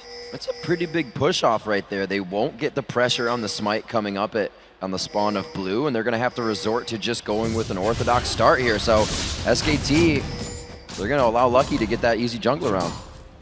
This, of course, mean that Whites will be in that 1v1 in that mid lane. Lucky will take himself that blue buff, red buff start for Bengi. So standard stuff here in Game 1. Not so standard in the picks and bans, though. We'll see how that develops as this matchup goes. Yeah, and I am absolutely enthralled in the Faker lane against Whites, because we haven't gotten to see Faker play Zed. We've seen a couple people play Zed, but it's been banned at least 90% of the time so far in this World Championships. Doran shield start as well. I really wonder if Royal has a plan to focus, or if they're just going to ignore Faker and hope Whites can stand up to him with his Kassadin farm. Well, Royal is considering that that blue was still going to be taken. Lucky smited the blue buff, which means he's not up here in time. It took longer to get red, and Godlike's going to find a 2v1. He's not going to catch him with the counter-strike, but he will catch the kick on him. Is it going to be enough damage? Godlike desperately running away from this one. The Ignite is burning on the turret, but he will survive. Wow. He covered some distance on that gank escape. I did not expect Godlike to be able to get out of that one. Bengi did the very standard red to blue buff, early gank top, and Godlike was just over-pushed. He is extremely fortunate to not die to that gank attempt. So now the pressure is in the top lane. Bengi's going to help out a little bit here, soak up the experience, or he may try to head middle. Faker's trying to put pressure in the mid lane, and SKT as a duo putting pressure on the bottom lane here. Yeah, Tabe taking a lot of damage, continuing to be harassed there by Mandu, and he's in a little bit of trouble. Going to be low hit points on that Sona. Faker, meanwhile, putting the pressure onto Whites, but White's still doing a good job keeping up that CS farm. Yeah, but SKT is already invading the Royal jungle because, as we said, Royal's early lanes are extremely weak. And even though White's, he's a little too low for this. Behind the turret, they go in. It's a 1-2 kick punch. Impact's just there to take a Polaroid. He wanted to say hello. He wanted to be part of the gang flying through, but they had it under control. That's what happens to Royal when everyone is pushed back to their turrets. They completely lose control of their own jungle, and it means dives like that are a possibility for SKT. Great execution as well. And the dives that Royal honestly were kind of famous for coming into this one, but it seems to have backfired on this time around. Uzi getting focused on Mandu, going to lock him up. Barrier being burned there, but now he's putting pressure back on Mandu. Piglet goes aggressive. A little too close on that turret, but unfortunately for Tabe. The snipe from Piglet, but now White's coming around the backside. He's trying to lock it down. This was the teleport to the bottom lane. If they can pull up a double kill here, it'll be worth it for Whites into the ward, but he gets locked up. He's going to be forced to get the one. Lucky gets the other. So what seemed like a bad move by Uzi was actually a bait. If he could have dodged that Mystic shot, it would have been a clean 2 for O because Piglet and Manju were bloodthirsty going for that one. It still works out in the benefit of Royal. The teleport mid laner, a strategy, especially on Kassadin, somewhat taken from XPeke's Kassadin, works out here for Royal. Worked out very well. While that was all happening, Fake got himself a clean bill of health in that mid lane, is now heading towards the top lane. Godlike hasn't got flash available. He's in desperate trouble. This is big. Coming up onto Godlike. He does not even have that energy charged up below that, or above that 50% mark. Faker hits him once. He's not level 5. A good amount of harass is going to come out of this, but I think he might squeak out one more time. Shield comes on. They're forced to back off. 22 health by that one. Godlike is fantastic at just running away very slowly from opponents because no one seems to be able to kill him in that top lane. Even so, that is more lane pressure lost for Royal, and the assault of SKT's early lanes continues. And that could have actually bought White's a little bit of a breather in that main lane because, well, Faker was away from that line for a long time. Bengi has come back in there to try and clear him out. We do see Lucky making his way around towards those wraiths as well. So let's see if he heads down towards the bottom. There's no wards just there. Mandu's just warded that tri-bush. Two quick things that are completely different in this matchup. Whites is being the first one to roam here over Faker, taking that teleport, not letting himself get in a bad spot, and also the roam here from Lucky on the Mandu. They can lock it down for the kill. It's going to be there. Tabe gets another one for himself. It's really unfortunate that Tabe picked up that kill. They were trying to rush it before they thought a counter gank was coming from Benji, but the fact that Uzi was not the recipient of any of the turnaround gank when he baited in Piglet's Mystic shot, and then that gank again doesn't give him gold, means he is not getting going despite all 3 kills being generated by their bottom lane. He is keeping up in farm, which is an Ezreal, which is pretty damn good against Piglet. This top lane, Godlike, has his 2 escapes been enough to save this lane because it is working so far pretty well up against Impact. Twice he's been ganked, twice he's escaped. Is that keeping Royal in the game? Royal needs to find a way of getting Godlike in teamfights because the only thing he's going to be doing against Jax is surviving. And I think the fact that Impact has tried to kill Godlike so many times is the main thing that's actually keeping that farm relatively close. Those two attempts that Bengi created in the first game were kills on the mid lane. Godlike's done a very good job at kind of staving off the control that SKT already had by this match point. We had the Phage and the Sheen coming in already onto Piglet last game. It's definitely a different pace of game, and SKT is even playing it that way. Rumble's roaming down though, White's is 6, and they might be looking to make either a gank play or a dragon play on Faker.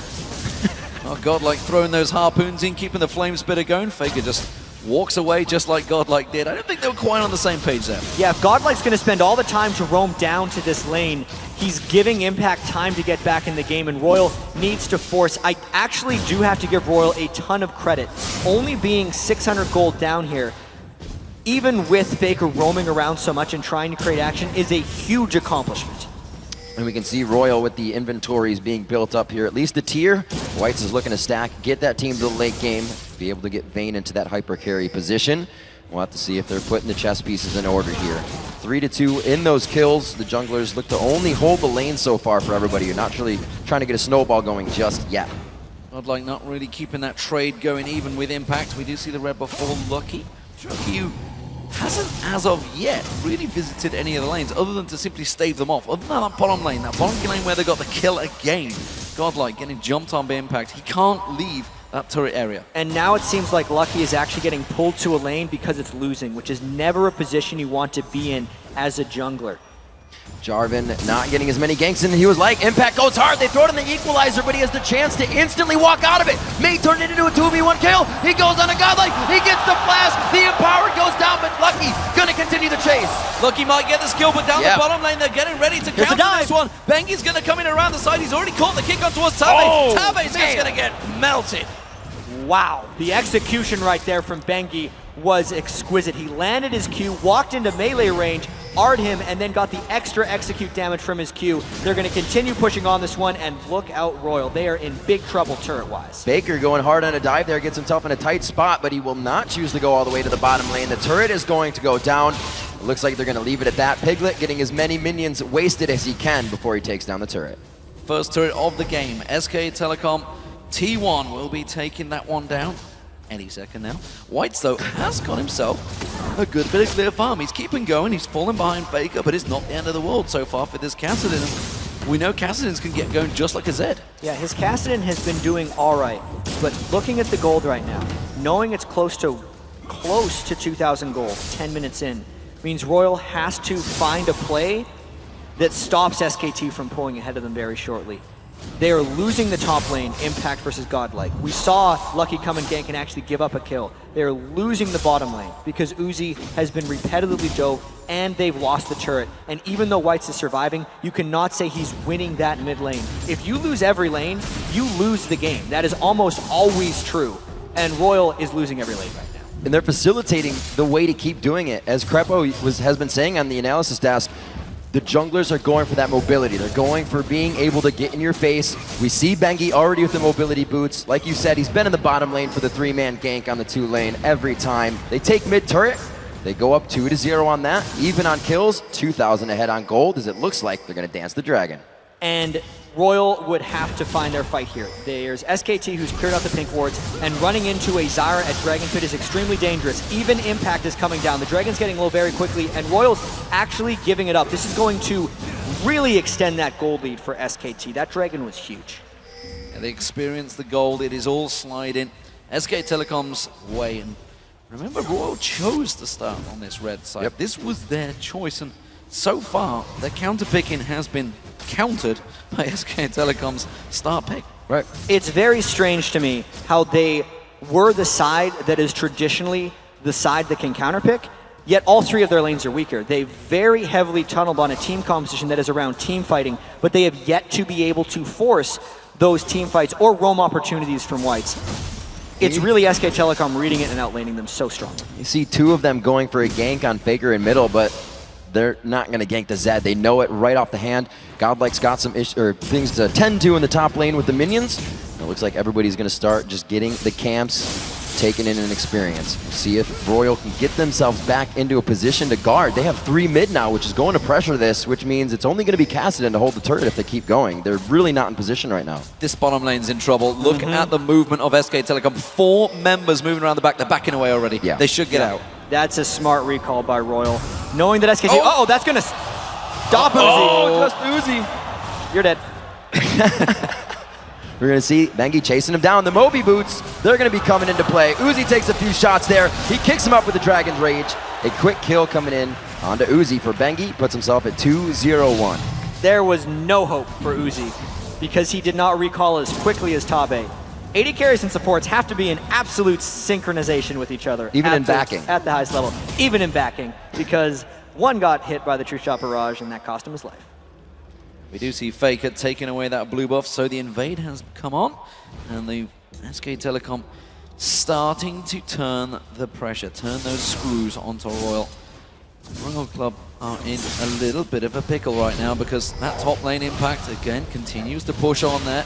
Bengi, well, he's been creating opportunities across the map, creating that pressure. And as of yet, White's, he wants the roam, but simply he can't because SK Telecom, everywhere they're going in numbers. Everyone on Royal is trapped right now. And let's not forget, SK Telecom was the pre-tournament favorite. And they have looked somewhat shaky in the semifinal. They lost 2 games to Naja and Black Sword and barely moved on. But right now, this is the team everyone was expecting to see. They win every lane when they're strong in that part of the game. And then they control the jungle. Look at Bengi, still taking away the red buffs. Let's see if he gets caught here. Not Ooh, interesting. They're being so aggressive still, but somewhat staying back. We see Bengi now backing up. He knows he has the coverage from Faker. Faker also roaming a lot less, knowing that if they roam for the fight, Whites comes into the teleport, they are not in the better chance to win that. Impact takes down the top turret. They're keeping their lane steady right now. Royal is completely out of sync. Godlike runs in that lane despite not having an equalizer, and here comes Bengi. He just burned that equalizer, unfortunately for Bengi. The kick sent him away, and Godlike escapes again, this time not really of his own doing. We'll see where they go with this. White still knows he needs to stay safe in mid. He has no coverage towards his left side of the jungle, or the bottom side, I should say, only knowing that he can hug up with Lucky, but they may still lose this top turret. Godlike doing what he can. Lucky comes up, but they are drawing the entire team now, and Faker's pushing bottom. And Faker's going to continue in split push. He does not yet have his Blade of the Ruined King, which is really the dangerous item when you're a Zed. There's no one actually on Royal that will be able to deal with the split push of either Faker or Impact. So once again, Royal is in a similar situation that they were in Game 1, where they have to group up as 5 to try and make something happen. But by the point they can group up as 5, there are already strong split push 1v1 threats from SKT that are preventing Royal from actually grouping up as 5 and getting anything useful done. In any other game Royal Club were playing, they would have gone for that kill. Whites and Uzi both together, catching Mandu slightly out of position alongside Piglet. 2v2. 2 carries, they would have dove for that one, but it seems that nerves may well have got to Royal because they are questioning themselves. We can see Impact even taking a different stride in this game. Blade of the Rune King actually coming out onto Jax instead of the Triforce build this time. Looking to continue these fights, make sure the objectives are even in their favor once they get to that point. Siege onto this turret, but Royal does have a bit better siege. There it is! Stop this time as the Crescendo goes out and Lucky goes in. Crescendo and Equalizer landing, but Piglet's still alive at the back there. Lucky will go down. True Shot Barrage does not land on anyone. Godlike keeping that pressure on. SKT are running away from this one. It's going to be a double kill for Whites. They keep going in. Godlike's now in the fray. The Flame Spitter is shut off there. Coming in by Faker. They're looking for the cooldowns, but they're in the middle of the fight, getting torn apart. They're kicked back, but the hit to the face before he gets away.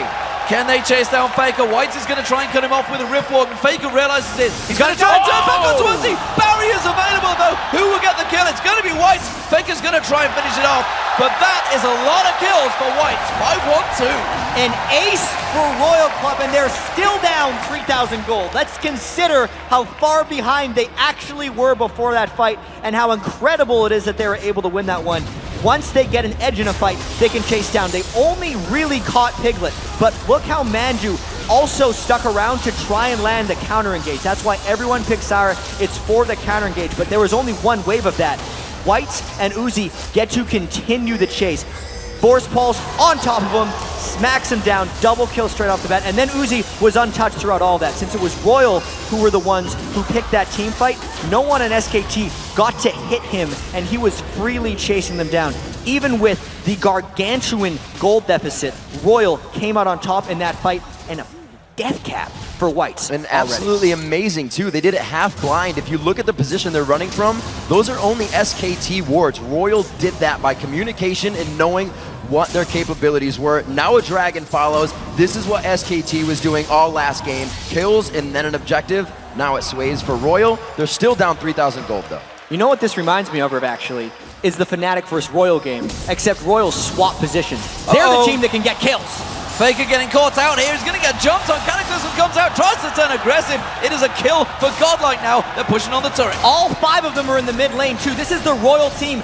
They just flipped a switch, and they seem to be back at it. They have impact in the top lane with the Blade of the Rune King. He is going to do what a Jax does and wail down on that turret, but they will pressure the mid second tier. Royal usually does not mess around with split pushers. They usually let him go, but finally they have to pull back because they recognize the power of the split push Jax. Jax will beat down on that turret, but the rest of Royal are closing on him. He realizes his situation is going to get out of there. No matter how quick Royal are, they will not get there to him in time. Unless they show themselves, he will cancel that teleport. No, they did. Instead, they're going to go on towards Mandu and Piglet.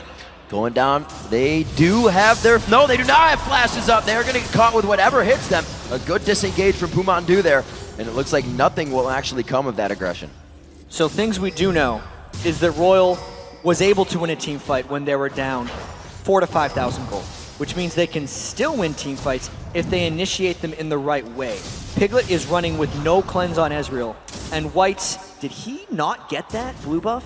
Nope, Uzi got it. No, it got taken by Uzi. That really hurts him since he's went with just the tier as opposed to the regular tier Catalyst Kassadin build. So the overall chase of Royal actually got fairly greatly diminished when that blue buff went away. But even so, Royal is looking to punish SKT whenever SKT appears. Royal, with the crescendo up right now, does not want to mess around at this turret, and they may engage as soon as Tabe makes it to that fight. We see the ability power instantly being taken into consideration coming from Royal. The buys coming out of the Hex Drinker, the Negatron, which will change into the Aegis for Bengi so he can start to help the team, because going that personal mobility boots into the Madrids, he needs to start building auras for the team, realizing that fight was lost, 3,000 gold down.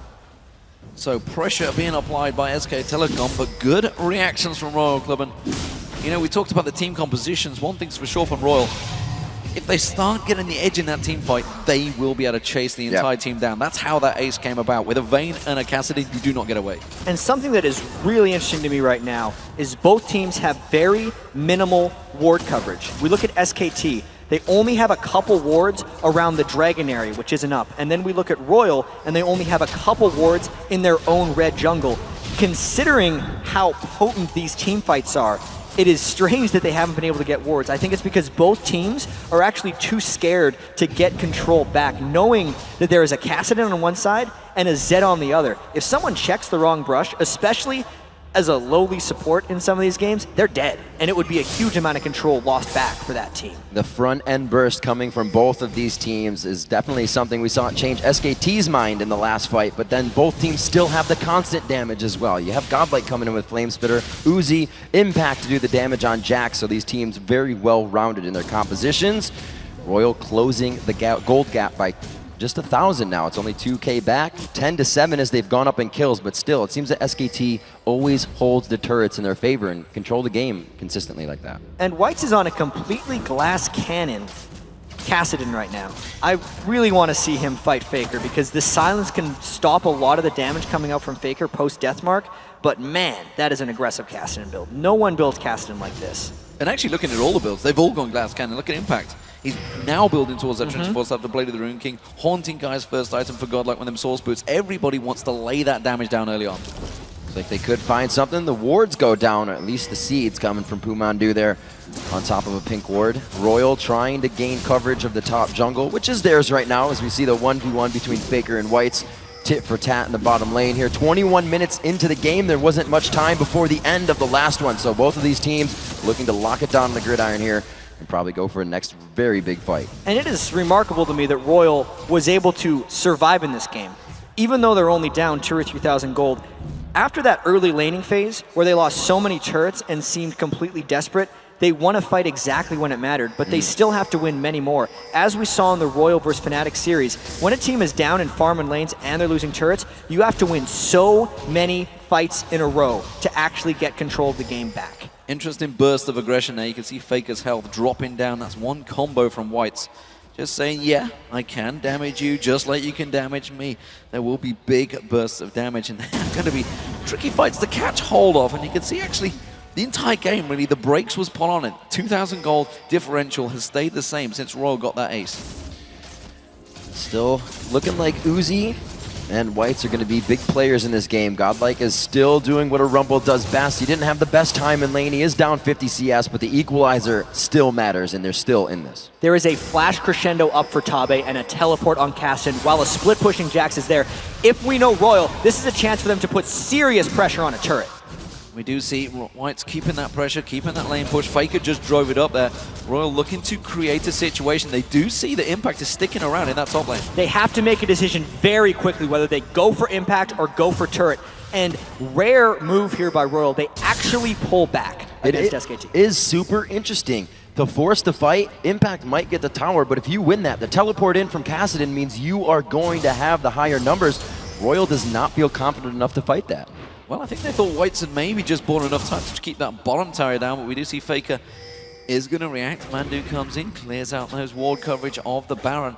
And remember, it was a 25-minute Baron in game one that SK Telecom pulled off. That may well be the focus of these two teams, but it is so much closer this time around. And I think one thing that is stopping Royal from their regular dive-happy gameplay is the knowledge of Pumandu Zyra and how difficult it actually is to dive turrets against them. If Whites were to get in, but get caught by the Zyra ultimate or grasping roots, it would just be curtains for the entire Royal team. The blue buff now going over to Whites this time. You can see Uzi taking a sidestep on this. They're going to try to steal this. They will. No, it's going to be the Dragon after, so at least the True Shot Barrage is down. This is going to give them safety, but no, they find Tabe. The wards are going to be in their favor, and they've wasted quite a bit. Now to go back on Impact. They're going back on Impact. He may be able to flash away from this one. He does, and that's going to be Royal back in away. The equalizer goes down from Godlike. A little aggressive there. Uzi coming around the side. That's going to be a force pulse coming out. SK Telecom actually forced to back away from this one. Lucky going deep. White still trying to get in with that Force Pulse. That is going to be down as he's waiting for it to come back up. Everybody getting quite low here. A good amount of damage taken across both teams, but it looks like they are still pressuring Dragon. There is still a Jarvan ultimate up, and we could still see a Lee Sin kick for an engage. Lucky goes in. Where's the Jarvan ult? There, wow, burst of damage coming straight through. Uzi getting in there on towards Faker. Faker trying to go aggressive, but he will get shut down by Uzi. They're going to keep on chasing. It's going to be Impact the next target. You can see the counter-strike jumps away with that leap strike just in time. But Piglet, he's out of position. He's running around the back. Still trying to get the chase in. Will he be able to pick anybody off? He has low health. Ezreal does have the dick. Kicked away. He doesn't get the attack that time. This time, Bengi stays alive in that situation, but they are still everyone. The Mystic Shot threads it past Godlike. It's going to be the 1-for-1. Also going down. A kill coming in from White. Back and forth on the board. 13 to 11. Piglet comes up with a lone man double kill. Absolute chaos after that one. Royal had the upper hand. Can he catch? Wide left. So that fight was Royal winning, and then Royal absolutely overcommitting. So watch the burst that went to Pumandu from White's glass cannon Kassadin, and then Faker went in for Tabe. Ill-advised because the carries of Royal are Kassadin and Vayne. They chase, but at this point, you have to stop chasing. There's a Dragon up that hasn't been taken, and they did not expect Piglet to be around the back. So as they overcommit is when Piglet decided to show himself and pick up some kills in the back. The kick came right as Whites was trying to finish him off, and then as they were working on Impact, Piglet ran them down from the backside. That could have just been a Royal-controlled Dragon after 2 kills, but instead, it keeps the game even and actually extends SKT's gold lead ever so slightly. So absolutely crazy, these fights. Like I said, there's a good amount of front-end burst, but there's going to be DPS to follow, and we actually saw that fight going coast to coast, now resulting in Royal's Dragon. But like we said, this Dragon could have happened sooner. SKT's already back to pressuring lanes, so Royal now has to adapt and react. And you know, you were talking about the visions. They didn't have anything. Royal kept on chasing, completely blind. It's going to be Impact. They're going to jump in. Catalysm going in there, but nobody else can get close. He may actually wreck Lucky before he can get in. Leap Strike will be available in a second. Jumps onto Bengi. Crescendo comes down. We see the equalizer follow. Uzi's going to come in. It's a kill for Uzi. And where do they go now? Because that's a very large damage dealer for SKT that they have taken down, but their lanes are pushed to the side, and they did burn Crescendo and Cataclysm, their 2 main forms of initiation. Almost deja vu of the last game. This is exactly what SKT was doing, providing picks for themselves, making things happen. A true shot barrage through 3 members. That attack speed now up on the passive, but they don't use it. And Piglet is scary right now. With the Trinity Force and the Last Whisper, he is wrecking people. That was just a couple spells from him that took Tabe completely out of that turret push. That is now a huge priority. And SKT, with the Jax in their team composition, is very difficult to plan for in team fights because they have 3 people you need to kill now instead of your often 2. If you look at Royal, you'd have the Rumble who puts his ultimate down and then you don't need to kill him. They need to focus on Cassidy and Vayne. But if you don't kill a Jax, a Zed, or an Ezreal, all 3 of those things become huge problems later in team fights.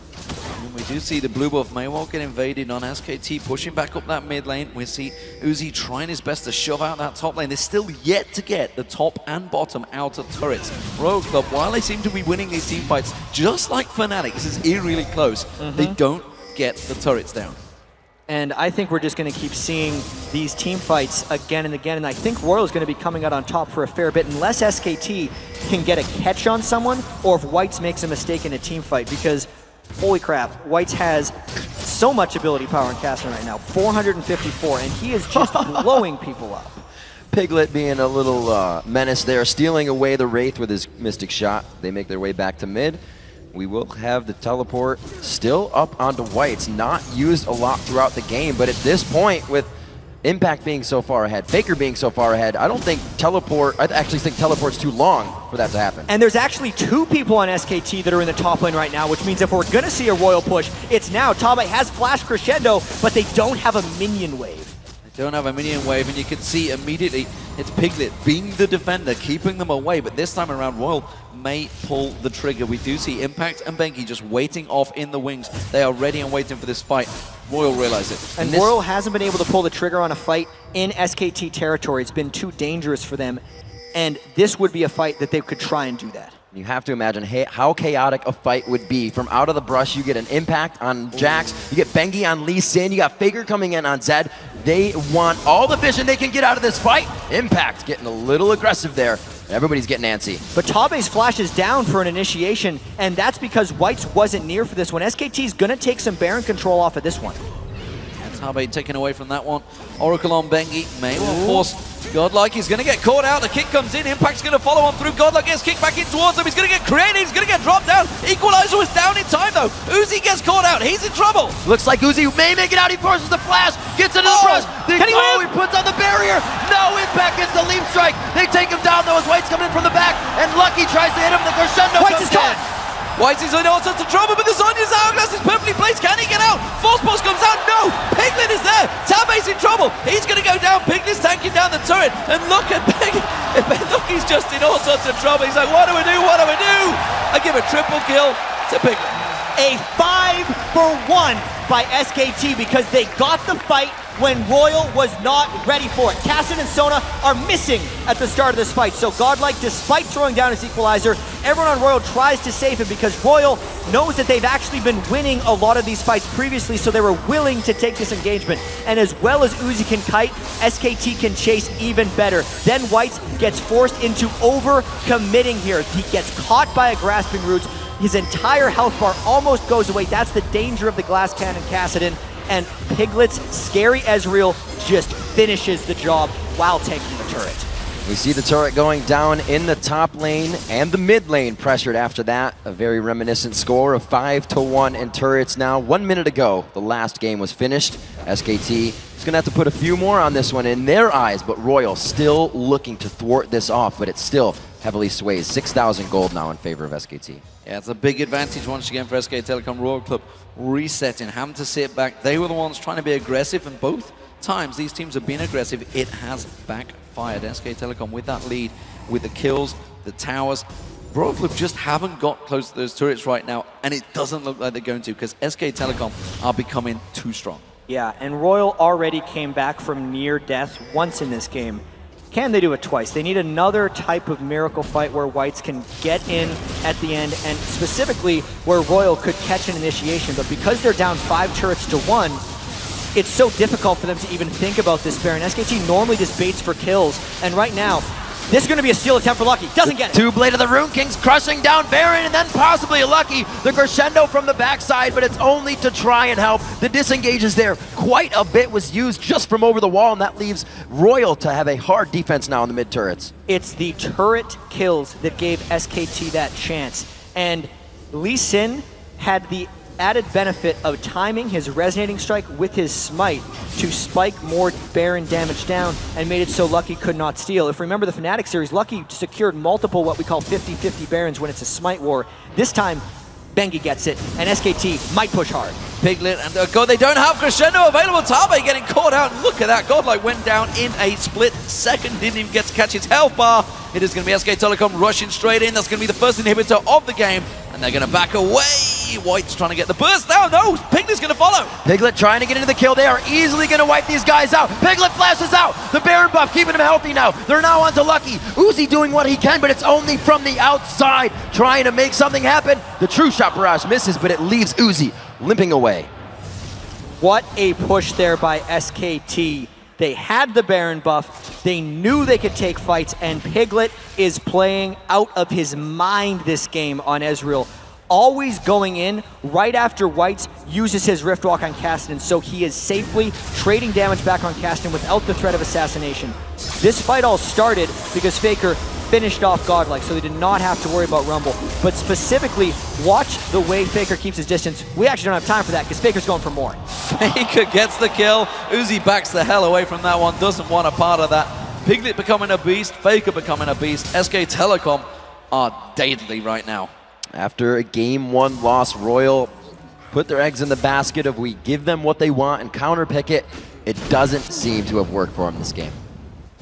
No, there's just too much for them to come back to now, I feel. This surely is Royal resetting once again, thinking, okay, we're going to be the red side again, I believe. No, the next game, yeah, they are the red side. Yeah, because they chose red side this game. Yep. How do we counter this?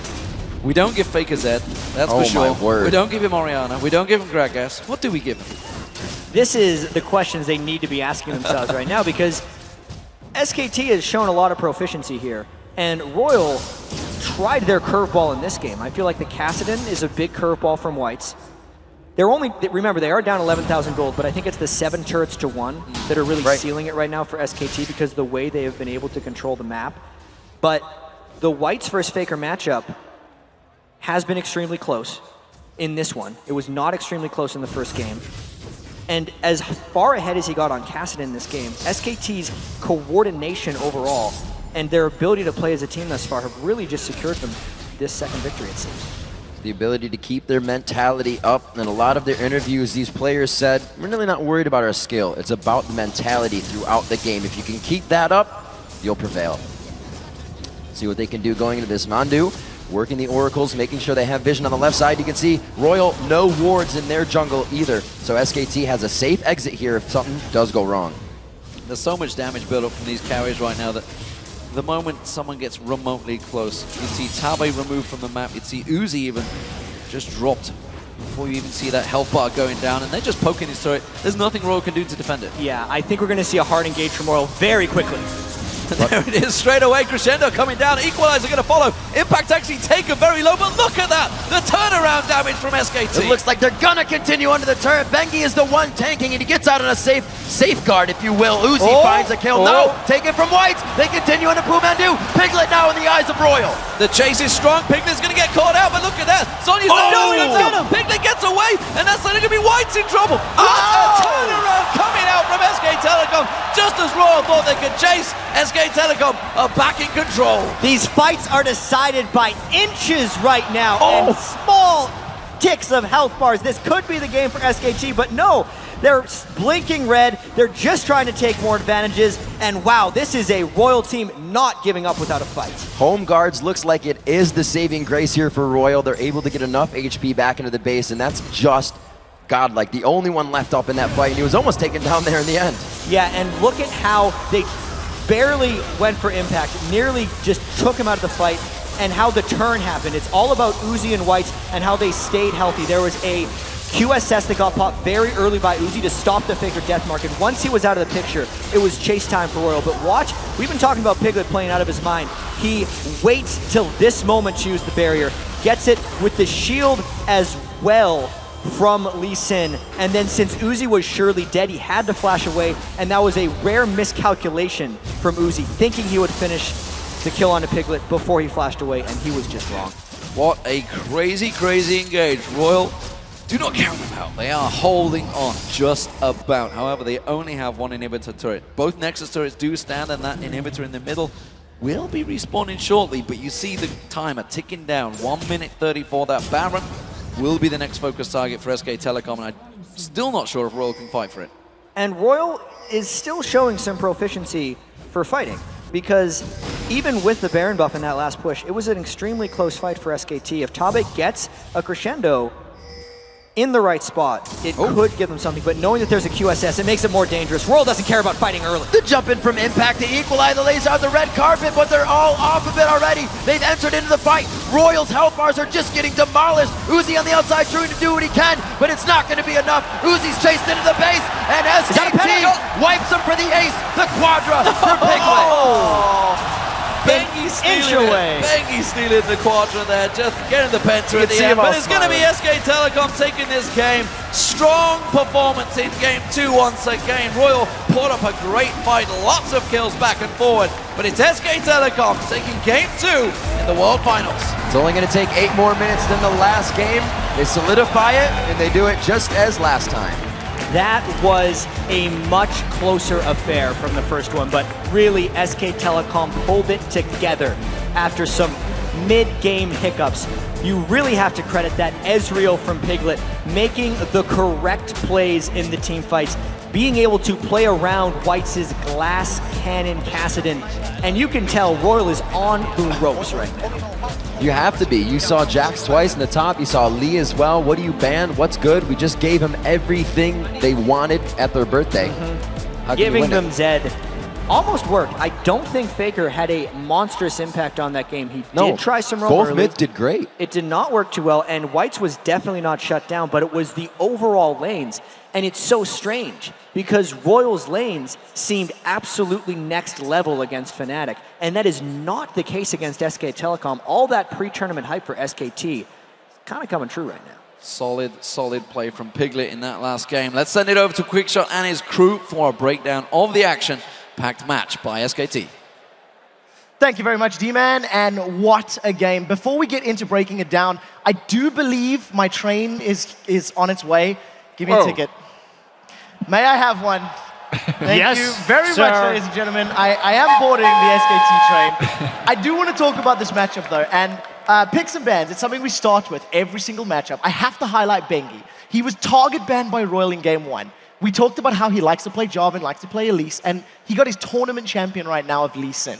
He's 8-1 with Lee Sin, with a KDA of over 14 in this tournament. His numbers are absolutely phenomenal.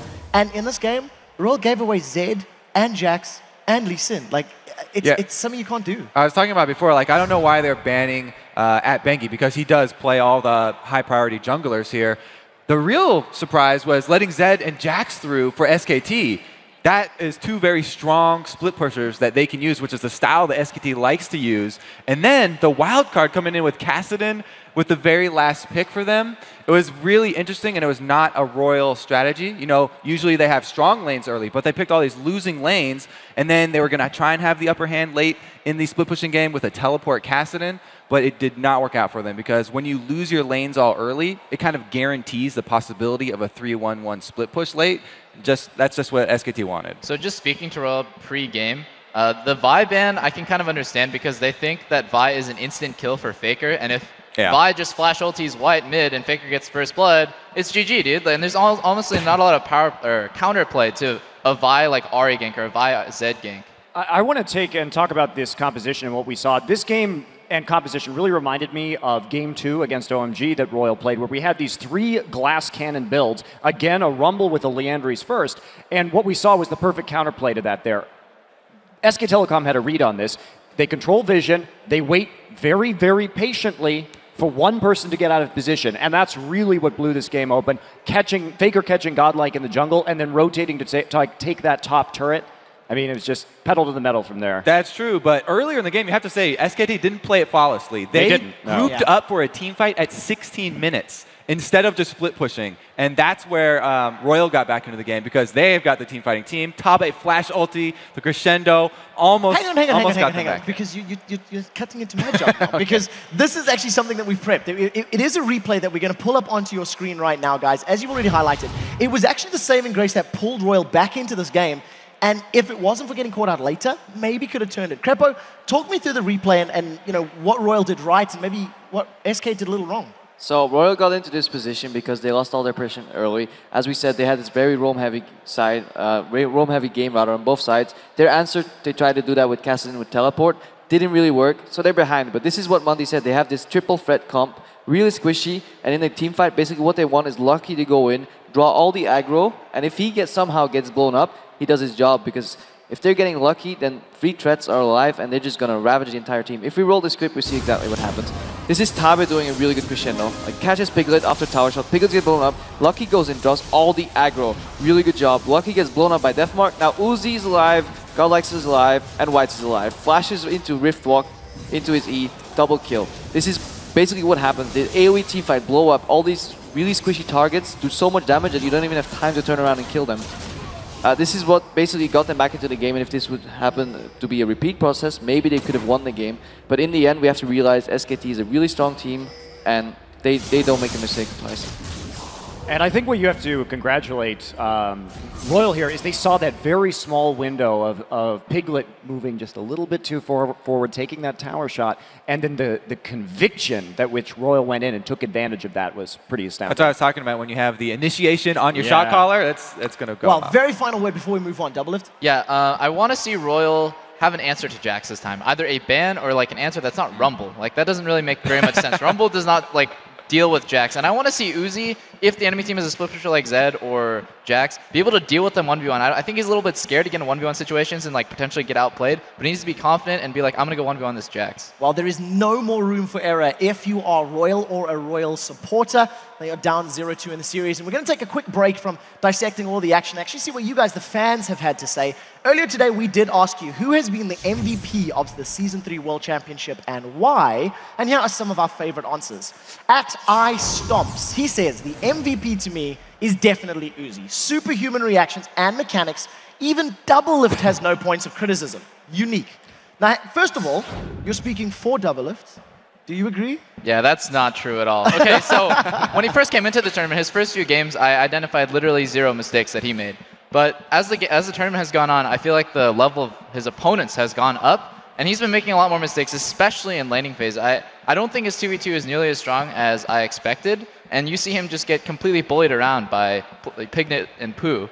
And another thing is just that he's not comfortable split pushing solo as Vayne, which I think is a necessary skill. He does have his moments of sheer brilliance, though. Yeah, definitely. And seeing as though you've volunteered to take the next one, at KaiTKGG, my MVP is Faker. Watching him play with such confidence, swagger, and mechanical efficiency sends shivers down my spine. I think someone's got a crush. What do you think, Crepo? Faker with the swagger. Yeah, I mean, how can we deny it? Things Faker does is a meme and everything. He's playing so well. Just whatever catches my eyes, whenever Gragas play comfortably doing the E-flash. Nagna did it too against, was it against Faker? Yeah. I think it was, yeah. So Nagna did it too, and then Faker just played so well, mechanics, top notch, yeah. Yeah, it was super intelligent player. Now, a final tweet from @JackRascal. He says, Piglet should be MVP because he might not have been the flashiest player at Worlds, but he's never had a bad game either. When I think about it, and I agree with that. He's been pretty solid. Even in SK Telecom's losses, he's usually the one keeping the team in the game. And many of you may not know, but Piglet actually had a higher KDA than Faker in Champion Summer. This guy has had a red-hot season so far, and he can carry just as hard. It helps when your front lines never die, and you can just shoot him from the back line. Okay, so keep those tweets rolling in. We're at LOL Esports, and be sure to use the hashtag Worlds if you want a chance of getting your answer read on air. All right, guys, we do have to take a very quick break, but when we return, it is Game 3, potentially the final one between SKT and Royal Club, with Faker and his team just that one win away from taking the Season 3 title. Plus, the Evil Genius's jungler Snoopy will join Shox to break down the keys to SKT's dominant performance. But first, we take a spin around the globe to see how the world is watching the Season 3 World Championship final.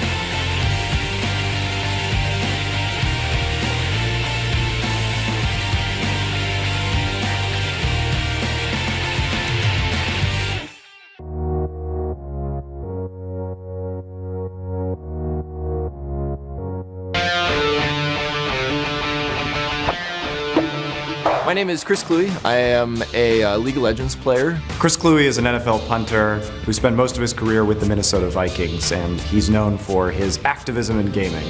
My specialty is ranged AD carry. Vayne is my go-to. You know, I enjoy rolling around, throwing crossbow bolts, jumping out of bushes invisible, and then ganking someone. It's a lot of fun. If an NFL player played my favorite champion, Vayne, then that's awesome.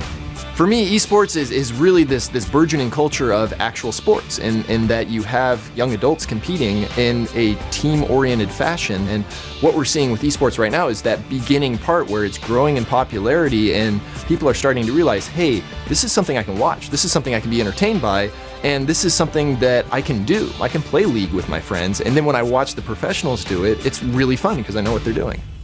Having an NFL player noticing esport and like promoting it on his Twitter so all his fans will see it is like really awesome. I heard about the NFL like many years ago. I just went through the TV and I found the game. It was the Dallas Cowboys playing against the Redskins, and it just instantly caught my interest, and like I got a huge man crush on Tony Romo for some reason, and then from there on I was just a Cowboys fan. The time that you have to put in order to be that good at a video game, it's the same amount of time you have to put in to be good at a physical sport. It's just this is a mental sport. And there's also physical aspects. I mean, you have to be able to react. Your reaction times have to be right up there just as much as with a baseball player or a football player, because if you don't see that jungler coming out, then you're probably first blood. Obviously, the physical demands of pro gaming are much lower, and I'm sure people would play football 15, 16 hours a day if they could, but it's just not physically possible. People really enjoy just being able to interact with the people that they see on TV. And I think with League, you're going to see that more and more and more. There's going to be, hey, can I play a game with you? You know, hey, can we get in some matches? Can you teach me some stuff? Because you know that, you know, I can talk with this person. I can log on into their, you know, their Twitch stream or Shoutcast or whatever, and I'm right there talking with them. I'm watching them play. I might be playing with them. I might be presented right there in the highlights. If Peyton Manning could throw footballs during practice and constantly talk to people live on television or live on the internet about how he was throwing footballs, he probably would. I think that's a unique advantage that esports has. This is really that emergent point where a sports league forms, is that the barrier to entry is very, very simple. It's for baseball, you get a bat and a glove. For football, you get some pads and a ball. For soccer, you just get something you can kick around. I mean, it's very, very easy to do. With League, you just get a halfway decent computer, then you just download the game and play.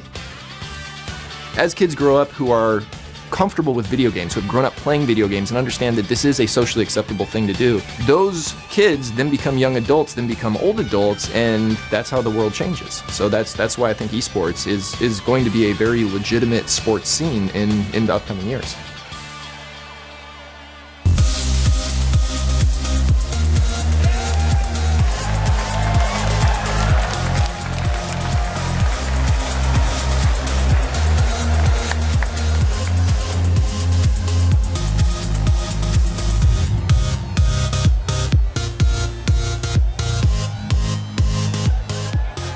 Welcome back to the Season 3 World Championship Final, as I am joined on the floor of the Staples Center by EG Snoopy. Now Snoopy, we're 2 games in and Royale went for the counter-picking in Game 2. Still didn't quite work out. What do you feel they have to do going forward in this series? I think one of the big things we're actually noticing in this game is that Tabby doesn't have enough confidence in laning phase. I think White's performing really solidly in mid lane against Faker, but I can see Piglet's really outshining Uzi right now, and I think a lot of that actually has to do with Tabby. Tabby needs to find the confidence in himself. I hope he doesn't like revert back to like a safe pick with the Lulu. He needs to stick with the aggressive supports like Sona and Annie if he can. It was interesting as well actually to see Kassadin get picked up. I felt that was a very strange pick for White. He did really, really well in the lane, but I thought we would have seen like a Kayle come out of him. We've seen that before against Fnatic, so I thought we would have seen the Kayle come out. But he picked the Kassadin and actually did really well against the hard lane matchup. So I think White's really performing well this game. I think we all hope that it goes to 5 games, of course. Now, as Season 3 is about to wrap up, how would you judge your own past year in League Esports?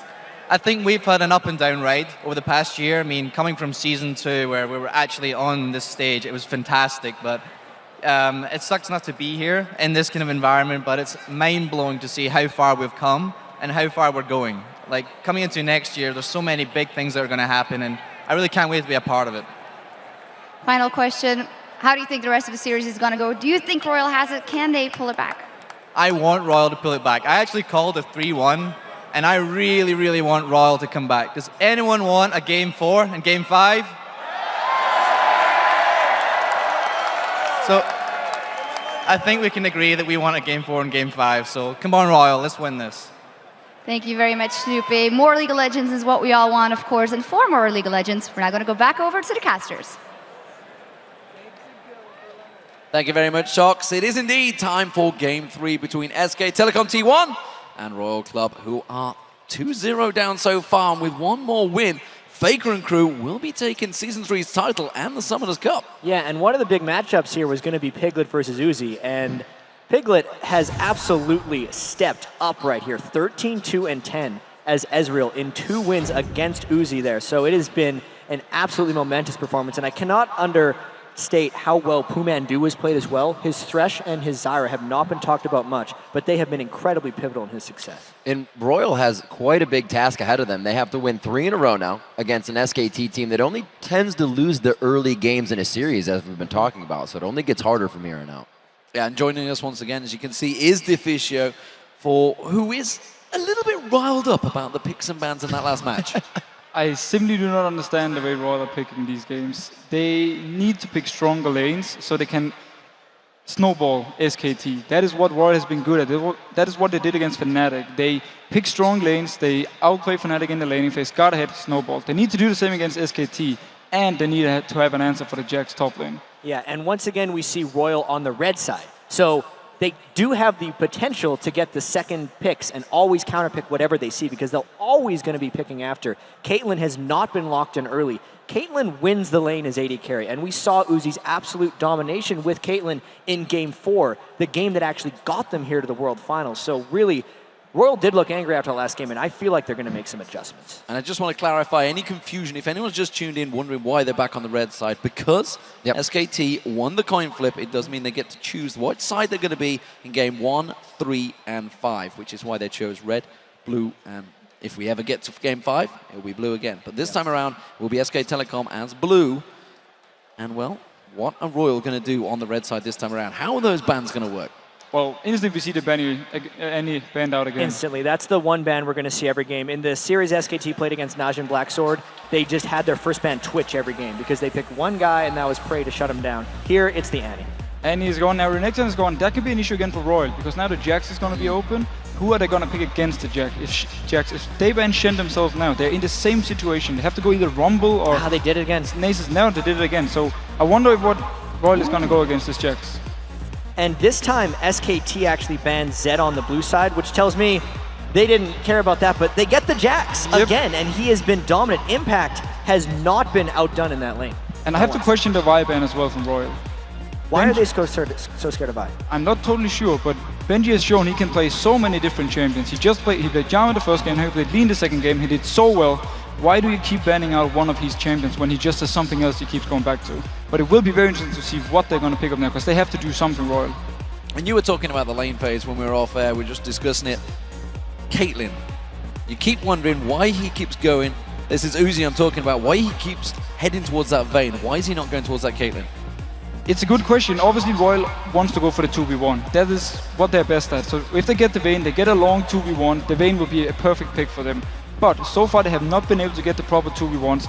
I think he needs to do it safe and go for the Caitlyn so he can actually survive the 2v2 against Piglet without Piglet getting too strong. And here we go. We have the Caitlyn.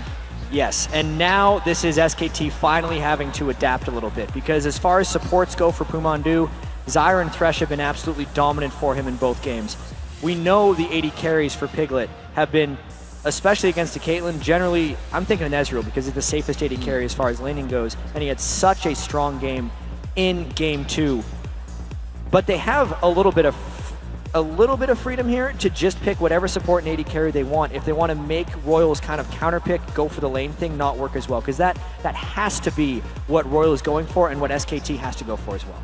Well, as expected also, he went back to the Zyra. She's one of the best picks against the Sona or a hard engaged combo. Because when Sona goes in with Flash ult, you put down your Zyra ultimate behind Sona so it hits the enemy team going in. We actually saw it in the mid-team fight though, where SKT lost it. He still put down his ult after the engage on Piglet and 4 people got knocked up and kind of saved Piglet at least until the Kassadin came in with the Flash Riftwalk.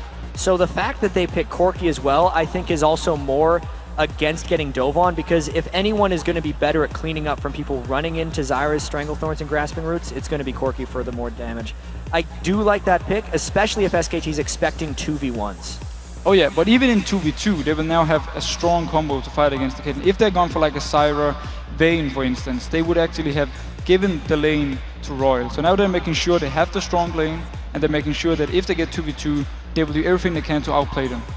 So let's talk about those mid lanes, because that has been one of the pivotal points. Yeah. Whites and Uzi, Faker and Whites actually have been pretty close in those lane phases. We saw it last game, despite the fact he got Zed. He went big. Whites did on Kassadin, that's the word I'm after. That's potentially a top lane Kennen, I believe, not Whites. That is definitely a top lane Kennen. And now they're just going through all the champions they have to top lane to see what can handle the Jax. Kennen is a good option, but I'm afraid that he will not have a much easier time than he has been having the last few games. And this Jax will once again be a huge problem. Yeah, SKT has their choice of kind of what they want to do here. I think the Jarvan is for sure. The Nidalee I'm not too sure about. The reason that I think Bengi's going to be playing Jarvan, as Piglet's having a little fun with this one again. He had the Quinn in the last game. Quinn again. Come the 5-second mark, he's going to make his real decision. The Jarvan pick, though, is almost an absolute just because Bengi is so strong with it. The Gragas pick now here is really good because it's the safest pick they have. Yeah. If they went for Ahri, Royal could have gone Vladimir, which they really consider a counter for Ahri. That's got to be Fizz coming in from Royal after this. It pretty much has to be Fizz, and they have to snowball the early game and then win and get back in this series.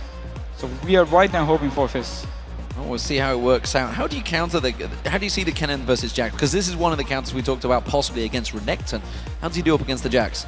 Well, he will be able to farm safely. That's the thing for Kennen. And he will be able to do that throughout the entire lane phase until they hit about the level 9-10 points, where Jax is simply going to start outscaling and he can simply start out-pushing Kennen. But by that time, hopefully Royal is not that far behind as they've been in these two games, the two first games, and they will be able to start doing proper team fights where Kennen will really shine. And now we got the Fizz. Yeah, and I look at SKT's team comp right now, and it is very similar to the things they've played in the first 3 games. They actually haven't had to change all that much about their play style, even though they've had 2 games, or even though they had that first game on the red side. Although this time their lanes are not quite as strong. So Faker's performance in this one, as well as Impact, are probably going to be the 2 most pivotal lanes, not so much the Piglet and Mondu lane, I think. No, but this is what I want to see from Royal. Stronger lanes all around, and a chance of actually winning the laning phase, maybe get the first dragon, get the first few towers, and then start snowballing. If White can get a few kills on Fizz early game, he can definitely carry this game alone. Well, there are the teams, ladies and gentlemen. Thank you very much once again, Deficio, for taking us through that, calling quite a lot of those picks, I might add, you guys. You have really done your research on this one. So, Game 3 is upon us. If Royal can pull out a win here, we'll see them back in towards Game 4. But if tragedy were to strike in that dangerous, dangerous level 1 zone, which they have been going towards, SKT could be taking away the cup. And well, I think everybody wants to see a Game 4 here, Riv. A big focus has to be them winning the lanes. Like Jet said, if you lose every lane, you're going to lose the game. And it's been somewhat different picks coming in for SKT. They've shown a few different things, but if they can keep going with the same sure thing that's winning it, it's harder every game for Royal to ban it out. And the thing I find most interesting is that Faker went back for Gragas. Yes, it was a safe pick, but it is not a counter pick this time. Faker is saying that he's settled in at this point and he can handle anything that people throw at him. One of the legends of Faker before the World Championships is that he could win matchups that he wasn't supposed to be able to win. Let's see if he can do this one.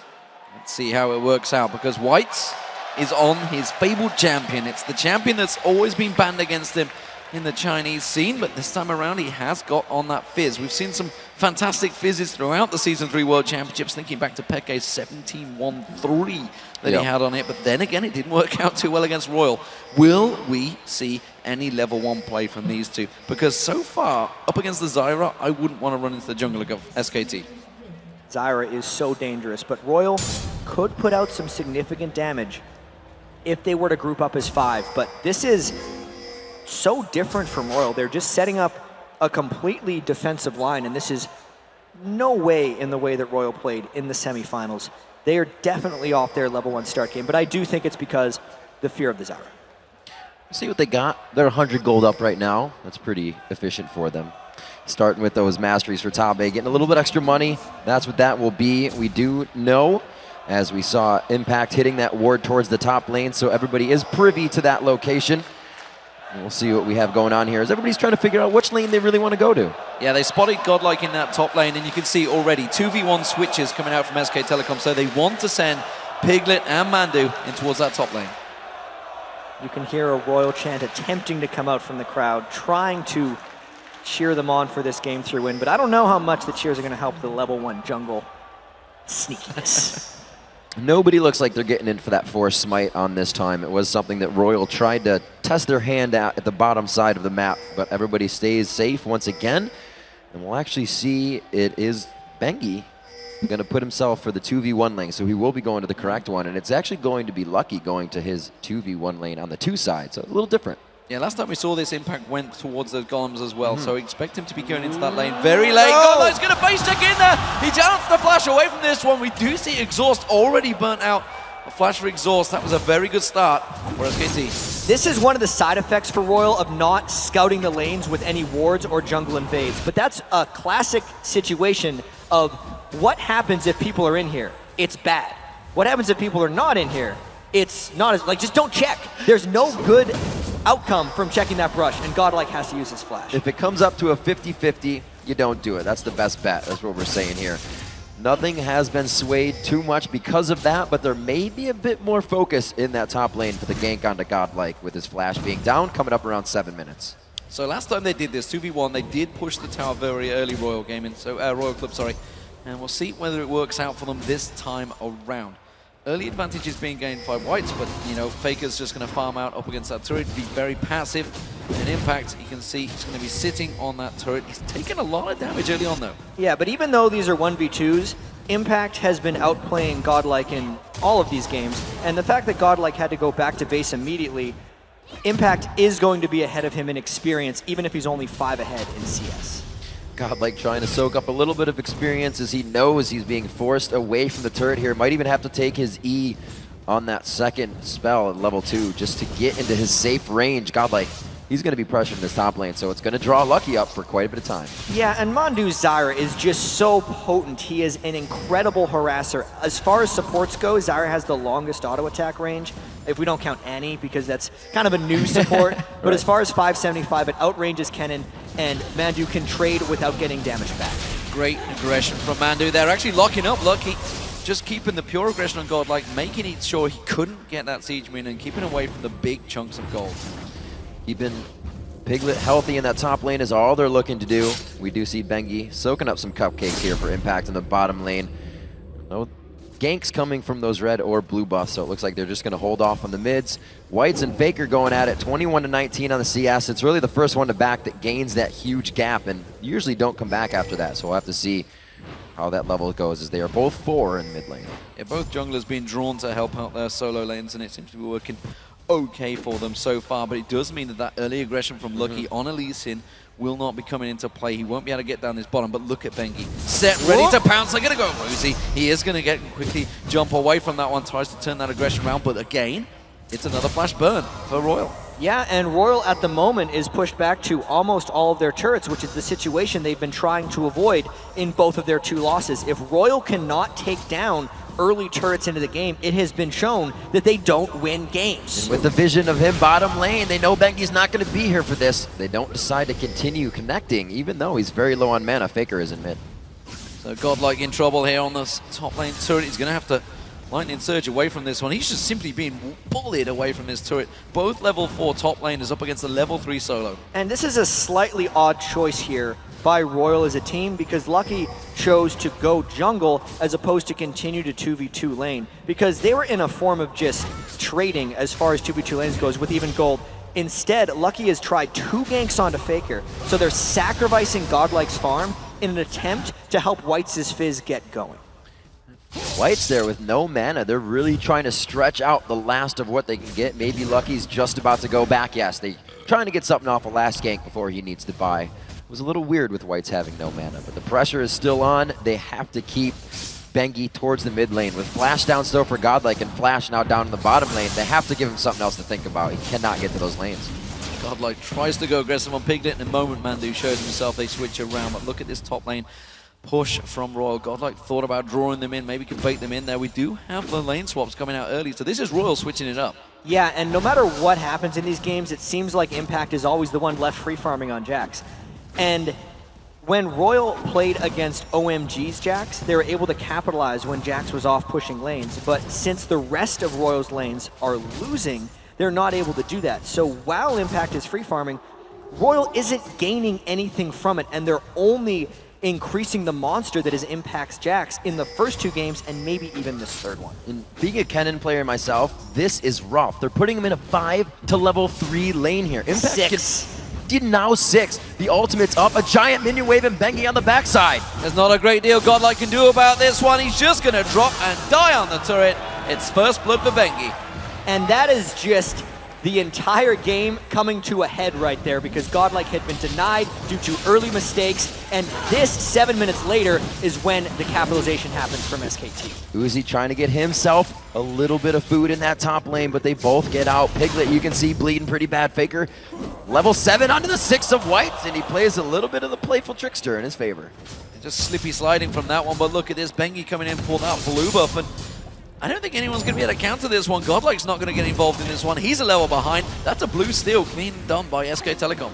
And SKT is starting to take hold of this game already. They're already up 2-0 in the World Final right now. This could be their road to a 3-0 if they can hold these lanes, if Bengi can continue to gank, and if Godlike stays behind Impact. SKT is in a fantastic position for this one, but it is far too early to call. So the lane swaps right now back. Royal changed this up for themselves, is what they're working with. They're trying to adapt now 7 minutes into the game. We have seen Royal drop a turret by this time. We've also seen SKT up in turrets by this time. Now 1-0, about 1,000 gold lead coming in for SKT and Faker. It's really all on to Jarvan, Bengi with that first blood and the assist up to the top lane. Good counter there from Lucky, getting in, taking away that red buff. He'd already lost his own blue. Bengi will be taking that, giving it across to Faker there. Oh! Wait, did? Yeah, it did. Yeah, he did. That was the other blue. Whites is looking at going down the bottom. They're going to try a 3v1 dive in this bottom. I'm still not sure it's going to work because it's against the Jax. And here's another thing. They could just go for the Dragon. There's a jungler and an AD carrying a support from SKT up there, but instead they're trying to shut down Impact. They land the Shark. Impact had to know. He started walking back already. Godlike goes in. He's not even 6 yet. He can't throw down the slicing Maelstrom. They're still going. It takes 3. Impact gets away. The ult just wears off. Ooh. It looks like he's going to go down. Whites will get the kill. But look at Lucky at Godlike. They did not fare well in this fight. Yeah, uses the Ignite, cleans that one up. But look at the top lane. They are coming up the pressure there. But Royal actually responding to this one, realizing the danger and already backing away. Let's see what the trade is right here. If Royal can stay alive, I actually think that was a good move overall. They might just end up trading turrets, because even though Royal has Godlike and Lucky incredibly low, there is absolutely nothing that can threaten them, so they should be able to trade back a turret. We see Godlike finally getting 6. That slicing Maelstrom is up. Maybe a dragon coming up for Royal. They have the area and crowd control effect to get in here. They're going to go ahead, possibly get this turret. Godlike, make sure they grab it down. And they're going to go back, possibly to set up for that dragon. Yeah, they had to make sure that was completed. So gold is still in favor of SK Telecom. So 1-1 in turrets. This is the first time they've been even at this stage for the first 3 games. And it does mean the Whites and Faker are going to back away from this one. That was a kill for Whites on his Fizz. And most importantly for Royal, that was a kill that turned into an objective, which is something they haven't been able to do yet in this series against SKT. Now, because Uzi's Caitlyn is so proficient at shoving lanes, they're actually getting some turrets down, so the map control is not entirely one-sided. Oh, Stranglethorns goes down, they go aggressive, didn't really catch on anyone. Look, he's waiting to try and safeguard away from this one. Godlike there in support, but I believe that middle turret will be going down the next wave. It looks like SKT is always moving at the right time. The mana bar is very low for Whites and Uzi right now. It looks like they are going to put themselves in position for a dragon. The pink wards coming out. They pull a 10-minute dragon. It has been the later one. So these teams slowly knowing to give respect to the other one. Yeah, it's going to be a clean dragon as well. They put pressure on that bottom lane again. Godlike finally hit level 6, by the way, down that bottom lane.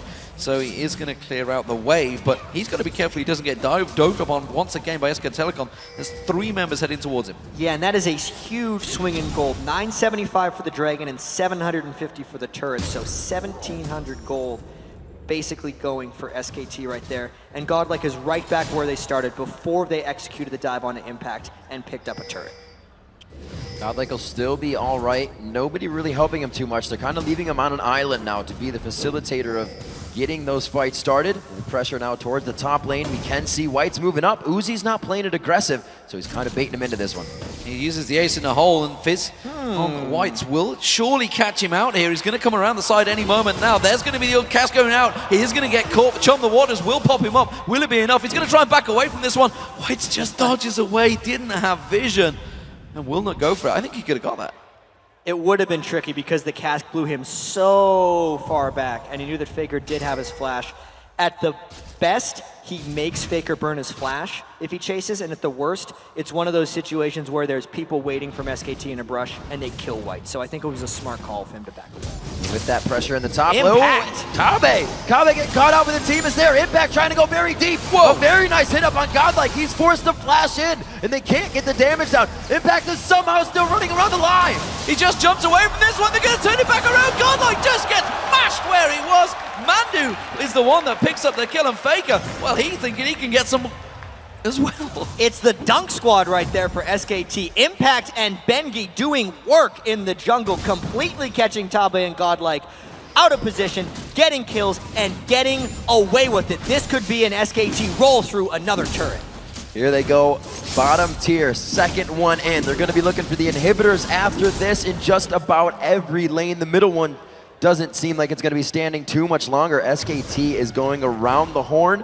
Looks like they'll go back to buy. On to the next one. The Athene's already finished with the Triforce coming in, sub 13 minutes. I think that might be one of the fastest ones we've seen throughout from group stage to now in the tournament. Third game running, they've had no response to Impact's Jackson. You just got to wonder with those picks and bans, when will they learn to counter it or just simply ban it out, because they haven't been able to deal with it. SK Telecom had the exact same problem against Najin Sword in the semi-finals. They finally banned it out or picked it away from them. And it's so interesting too, because we ask when they're going to be able to change. They won't have a chance to change if they lose this third game. Tabe is very clearly stated he is retiring after this World Championships, win or lose. So this could very well be his last game, and they need to find a way to deal with Jax. Already down 3,600 gold. 13 minutes into the game. They were down 5,000 gold last game and nearly mounted a comeback, but that is a tall task against a team as good as SKT. SKT, a team, you might hear some of them say, you know, we have a leader, yeah, it's in Pumandu, but a lot of them also say that the leader is all of us. All of us hold those conditions to be a leader, and we can do it. So they communicate during the fights. It's not just one person. You can hear it. And I think the coolest thing they said is, we're friends, but we may not show it on stage. We'll show it in our gameplay. 14 minutes gone. Items all heading SK Telecom's way. You can see the Trinity Force on Piglet. Trinity Force will be on Impact. The next moment he backs away, but instead he's going to get eyes on towards Uzi. Is this going to turn around? Bengi comes in there. Bengi in trouble. You can see the jump. The water's going to pop along with Static Shift. Will it be enough to get on towards him? They will pick up the kill, but will it be the detriment? Because look at the top lane. Oh, the tower, not quite. Flash from Flash. Pumandu getting a little antsy on this one. Tries to get in with Zyra. He may put himself in the water here. No, Whites gets popped up by Stranglethorn. Coming around the side. Godlike, can he finish it? The Shuriken misses. Where's Whites? Oh, Impact comes in to save the day, and not even Whites can believe it. Whites took both hands and put them into his face after that play. Because that could very well be the last mistake they get to make that clinches this series for SKT. They overdived right there. You could clearly see that they were tunneling for that kill because Faker was on his way down when Royal tried that dive. The fact that they died for it and didn't even pick up the kill could very well put them on tilt here. We've seen this so many times from Royal Gaming Club. Sometimes it works out, sometimes it doesn't. They just keep on going aggressive. Keep on pushing towards them. SK Telecom have had an answer every time they've done it. They've got to learn to be a little bit more reserved. Uzi again trying to bait one in. You can see down to half health after 2 abilities coming out of Faker. He has the blue buff, and they don't even want to pressure the 2v1 here. The Lich Bane finished out for Whites. The spike in power would have absolutely helped on the last fight. They are still pressuring. They are still in this game. 5,000 gold behind at 5-2 in kills. Coming up on 16 minutes here. And with that 16-minute marker, we're just now seeing that Bloodthirster just probably being picked up. That is extremely late for Uzi. He needed Whoa. that at 13 minutes, and White goes in while Caitlin's not there. Playful Trickster up and down. The crescendo does stop the reinitiation. It's Piglet. Nobody's touching Piglet. They're all running away. Faker makes the fight continue, puts Godlike in the fray, and they're gonna take down the turret. Whoa! Oh my gosh. Piglet is an assassin. We saw his Mystic shots in the previous game and his rockets in this one, but you have to say, Royal is making some questionable decisions. White, he had the failed turret dive, and then that initiation baited Tabe and Godlike into dying, and this could be an extremely early inhibitor for SKT. Jat, I feel we're back in Shanghai right now. Korea versus China, the All-Stars. It went heavily in favor of Korea once again, and this time around SK Telecom proving to the world that they surely are the best team right now. A 16-minute inhibitor, Royal desperately trying to get away. Whites didn't Playful Trickster over that wall, and they just cannot chase down onto SKT. Even if they could, they might lose that fight. Good guy Faker, body slam, saves the ace in the hole for damage, and it looks like they're gonna set this up. Godlike is right there. They have it. They got what they need. They take down Godlike again, and just like last game, he was on Rumble. They are focusing him every fight. Absolutely blown up. And let's take a look at that previous team fight. White is all alone. We talk about going in together.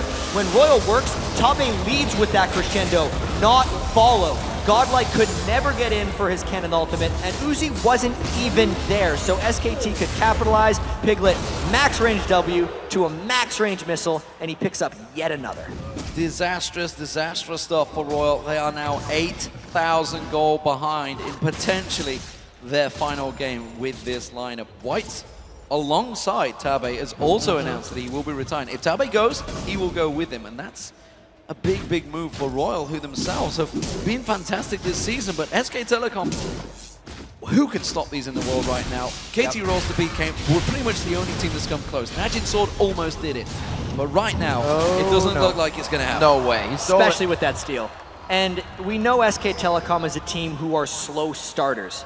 They lost a game to OMG in the group stage. They lost 2 games to Najin Black Sword in the semifinals. We're on the brink of elimination for 2 games in those semifinals, but once they get rolling, it seems like no one can stop them. If SKT wins that early game, which has been their weakness throughout the World Finals, there doesn't seem to be any coming back. Deja vu for Tabe, finds himself needing to ward in the jungle, but SKT is already waiting for it. The pink wards are coming out in abundance right now, and there really is no safe spot to ward.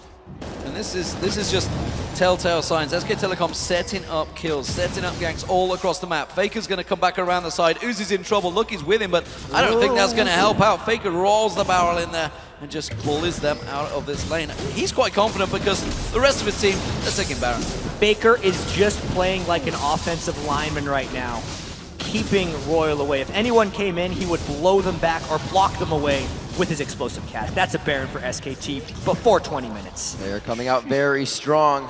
Royal-esque, if you will. Royal was taking 20-minute Barons versus Fnatic. Not contested. It looks like it's going to be happening for them as well. Getting a little bit of their own medicine. Now pressured on the second tier turret that they would lose now in the top lane. They've lost them all. They could get dove very soon here. This turret is incredibly dangerous to hold. Royal might lose it here. They're already down 10,000 gold and a Baron. Those barrels are crushing Royal down right now. That surely needs to signal they disengage from Royal. They have to back away from it. Both of them, Lucky almost getting caught out. They're going to have to safeguard to Uzi. And that's an easy turret for SK Telecom. It's 7-2 in turrets, 11,000 gold lead. SK Telecom, they are already etching their name on that cup. They can smell it right now. They are going to be going for this second inhibitor turret. There's already one down. Royal doesn't even have 5 people here. Throws down the slicing Maelstrom, forced to go in, but he was Stranglethorn back. Can they continuously get the fight? Piglet got Chum the Waters on him, and they're now absolutely running for the fountain. This does not look good for Royal. This doesn't, Crescendo catches all of them. It's a double for impact. They get on the fountain. SK Telecom are just rolling through. The Nexus turrets are potentially going to go down. This could be a 20-minute game for SK Telecom. They will be the Season 3 World Champions here at the Staples Center.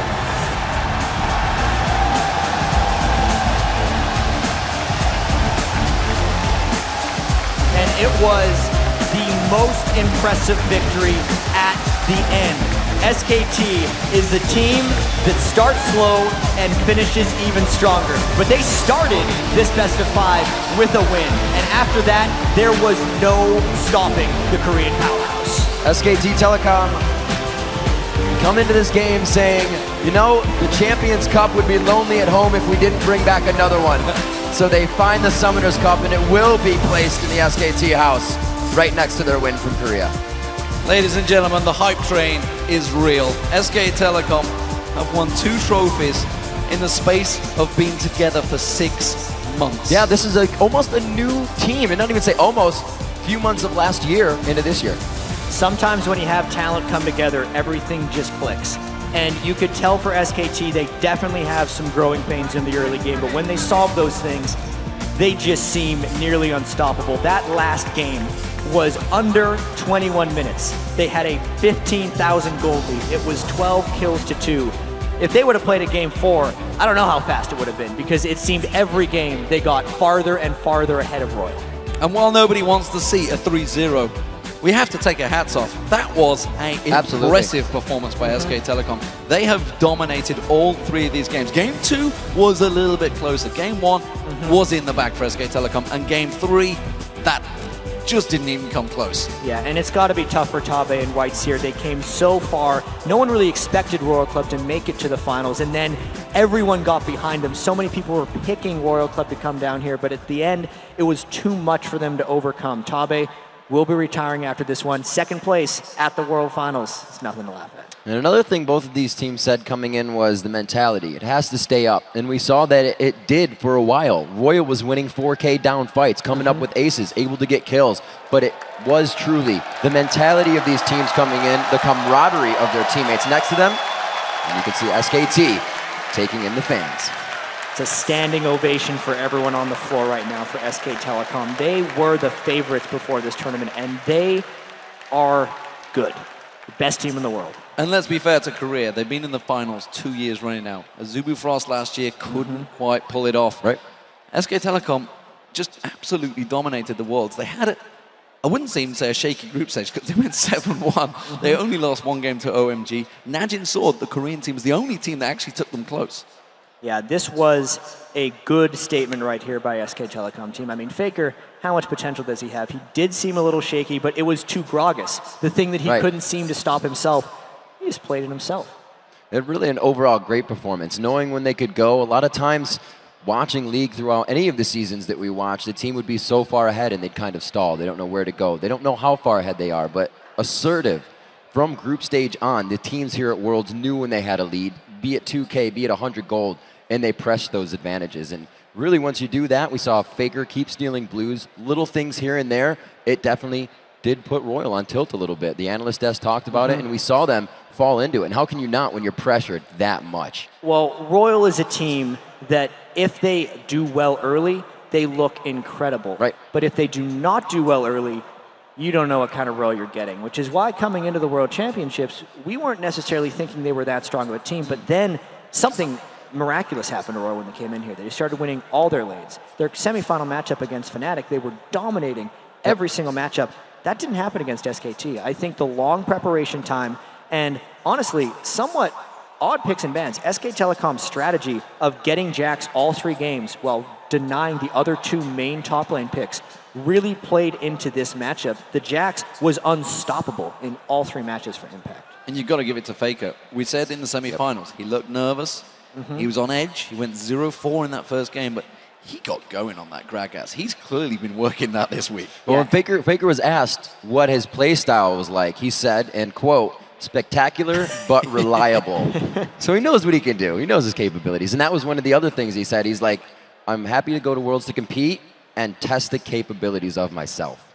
Yeah, and considering he was nervous at the Galen Center, to be able to perform 3-0 at the Staples Center in front of a much larger crowd with the giant pre-show and the whole world watching him here, I mean, that really shows that he kind of matured in the short time and got past his nerves.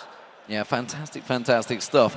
Can anyone stop SK Telecom? We'll have to see next year. They have a little bit of time to try now. They do think up the strats, but it's all going to be changed, right? Changes coming into the game for next season. It's going to be big. It's going to be awesome. Well, change may well be coming. But right now, let's send it down to the main stage and meet the Season 3 World Champions, SK Telecom T1. Thanks very much, D-Man. Now, before we meet the champions, I'd like to welcome the co-founders of Riot Games, Brandon Beck and Mark Merrill, to the stage for the introduction of the team and the presentation of the Summoners Cup. Please give it up for Rise and Trindamere.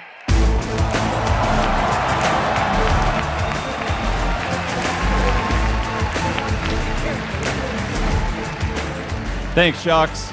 And hello, Summoners. Guys, from me, from Brandon, and from all of us at Riot, and all of you here in person and everyone watching online, thank you so much.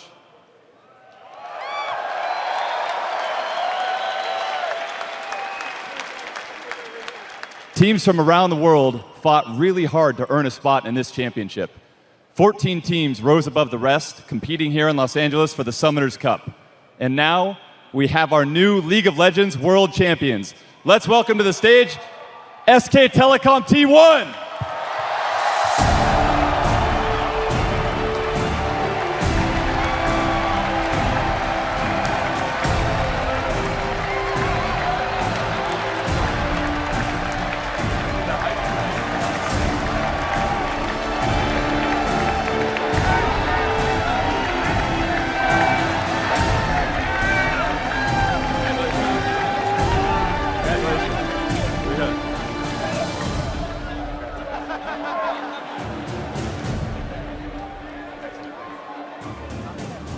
Guys, congratulations on your incredible run. You faced off against the best teams in the world, and your dedication and teamwork have earned you guys a place in League of Legends history. Now, we are honored to present you with the Summoners Cup. You guys have been absolutely dominant. It's amazing, guys. Here's the Summoners Cup. Let's give it up for SK.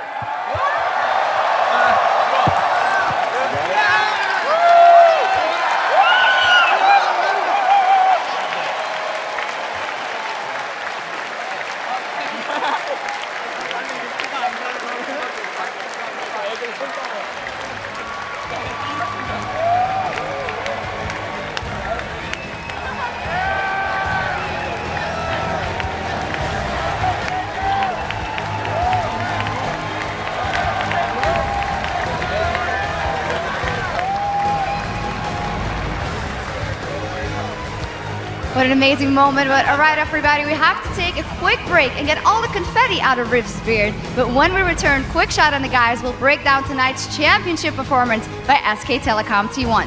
Plus, SKT solo laners Faker and Impact will join Jats to talk about winning the Summoners Cup. Don't go anywhere. We will wrap up the Season 3 World Championship with our special post-game show right after this.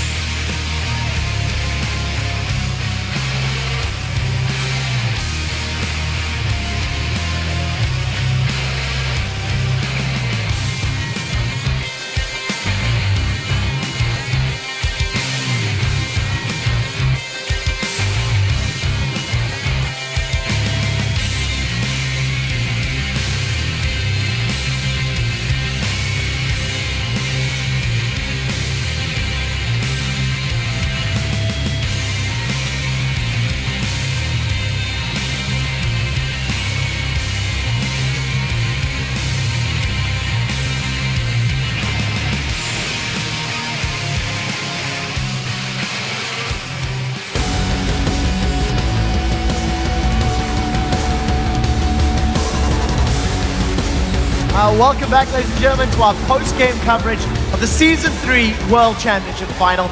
We just saw SKT hoist the Summoners Cup. Take a step back and talk about how they did that. That was a 3-0 sweep in the Grand Final. It was a phenomenal series from SKT, and truthfully, it was a phenomenal tournament from them. They dropped the very first game to OMG all the way back in the groups, and I was questioning, I was like, well, we'll see how it goes, but they just grew from there. In this Grand Final, Championship Final, Royal tried something new. We've seen some picks and ban strategies from them that I like in theory, but I don't know if I think pulling out new champions with those compositions in the Championship Final against this team is the right way to do it. Before I open this up to the table, I have to highlight Piglet. I have to talk about Piglet because he once again blew my mind. An 11.4 KDA on Corki and 5-0 with 450 gold per minute. At this level of play, those statistics are phenomenal at this level of play, and you cannot stop to crown his achievements. And then Piglet was really good, but if we're gonna just dissect the games, we can basically start in the jungle because both junglers were really pivotal to the performance of both teams.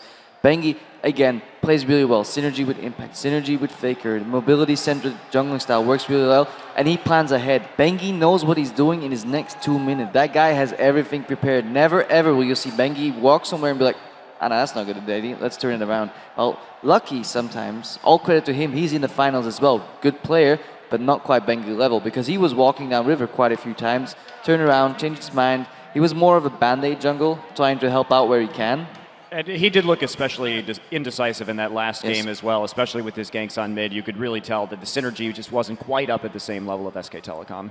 Yeah, you definitely have to shout out Bengi. He was a huge part to why they won the games. And I think that's also a huge part why Royal was banning Vi all 3 games, because in the scrims, they've been so scared of Bengi using that Vi and just coming to dominate the mid lane that they didn't want to let it through. Unfortunately, that meant they didn't have an answer for the Jax in the top lane, which got out of hand quick. But that wasn't even needed. I mean, if you see these Jarvan ganks coming, exactly, synchronizing any lane that's behind, hell, even Faker behind early in CS, doesn't matter. Bengi comes in, sweeps the lane, comes back again, focuses targets that lose their flash, so he keeps ganking the right targets.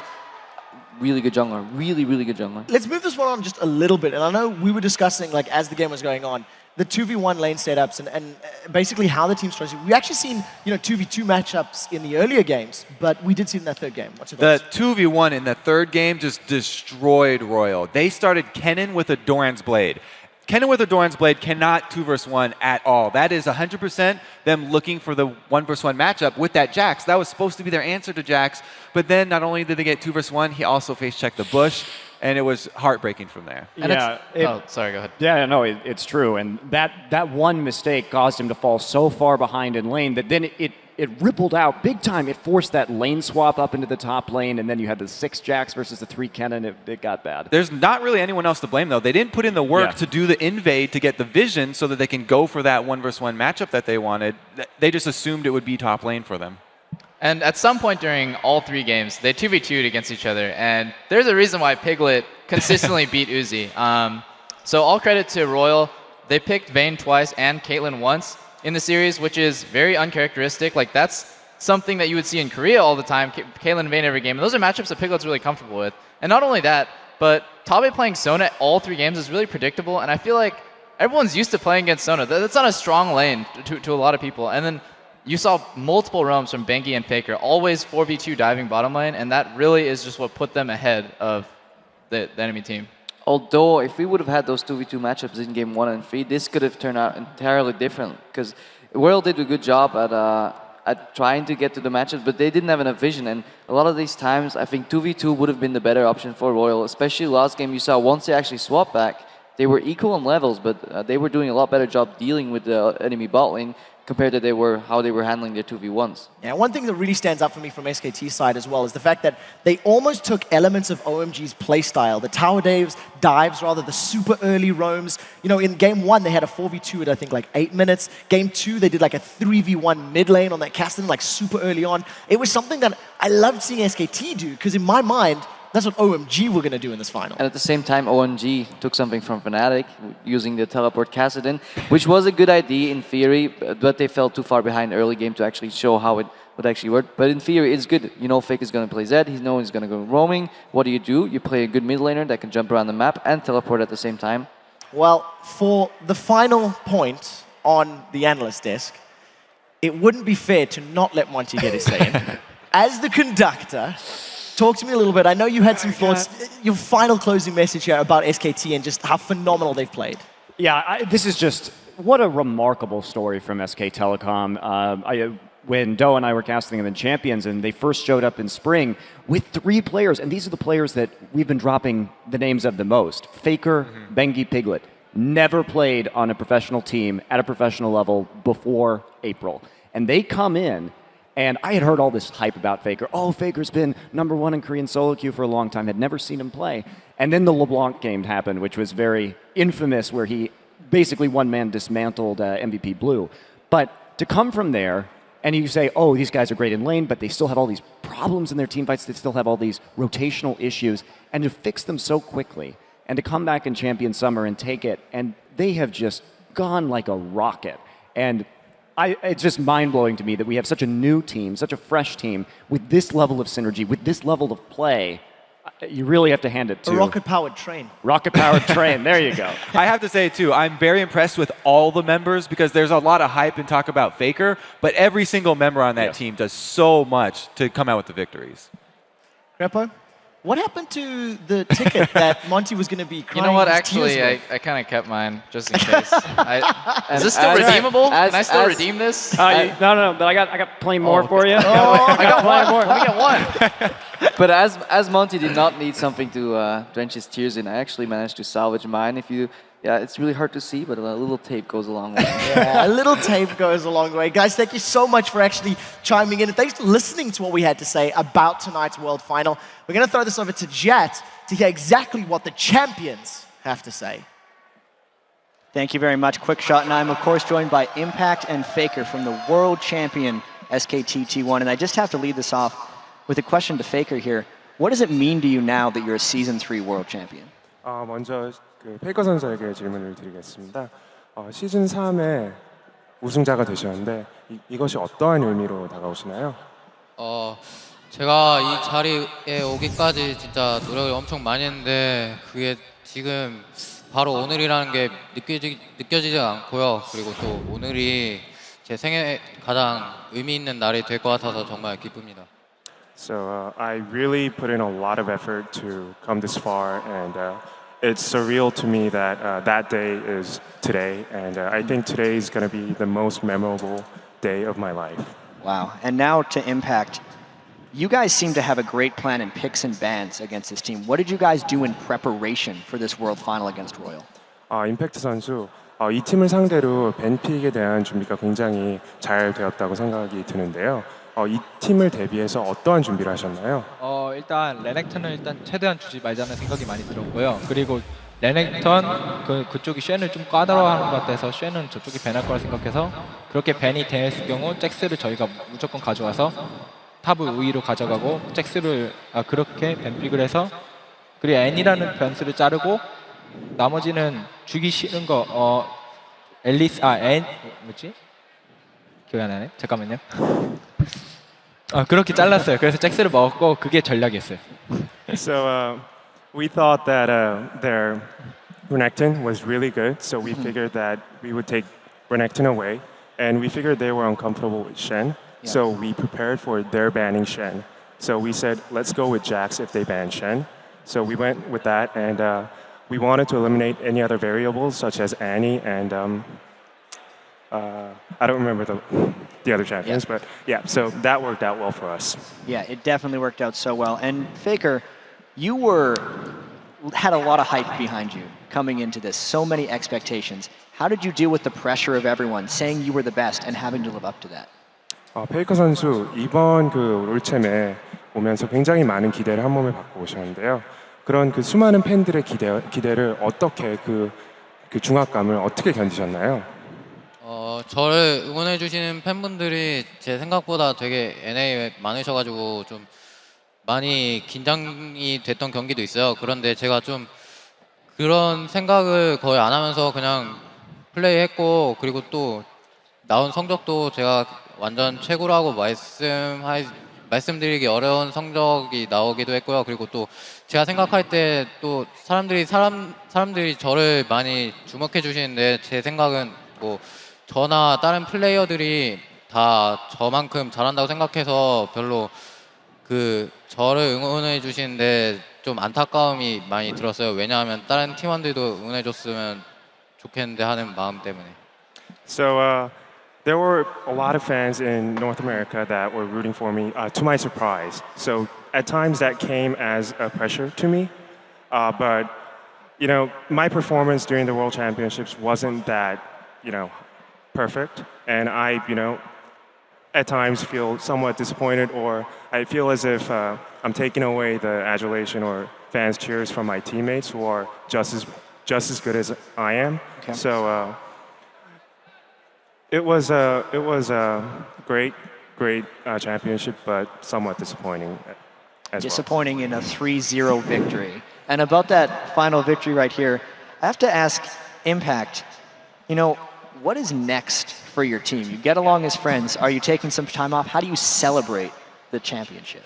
임팩트 선수, 이제 다음은 어떤 계획이 있으신가요? 좀 그 우승을 축하를 하실 건가요? 아니면 뭐 휴가를 가실 건가요? 어떤 계획이 있으신가요? 일단 집을 일단 갔다 오고 그 다음에 바로 WCG랑 윈터 시즌 남았어요. 그 시즌을 준비하도록 숙소에 가서 열심히 연습할 생각입니다. So first of all, I'm going to take a vacation and go home.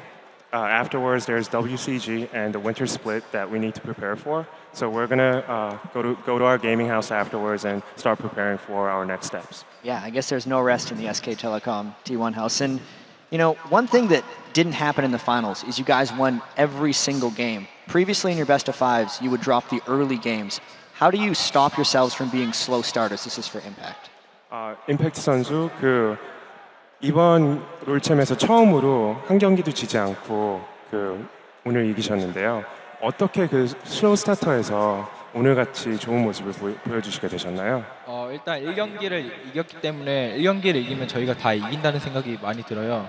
그만큼 1경기를 많이 졌기 때문에 그래서 1경기를 이기고 나서 3경기까지 이길 수 있겠구나 하고 이겼습니다.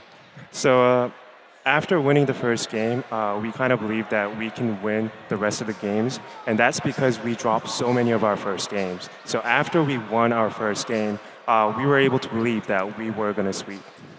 And final question here to Faker, actually. Since this was your first experience playing outside of Korea, what is your opinion now of the other regions as far as League of Legends is concerned? 이번이 페이커 선수 처음 해외 출전이셨는데요. 참여하신 후에 해외 팀들에 대한 평가가 어떠신가요?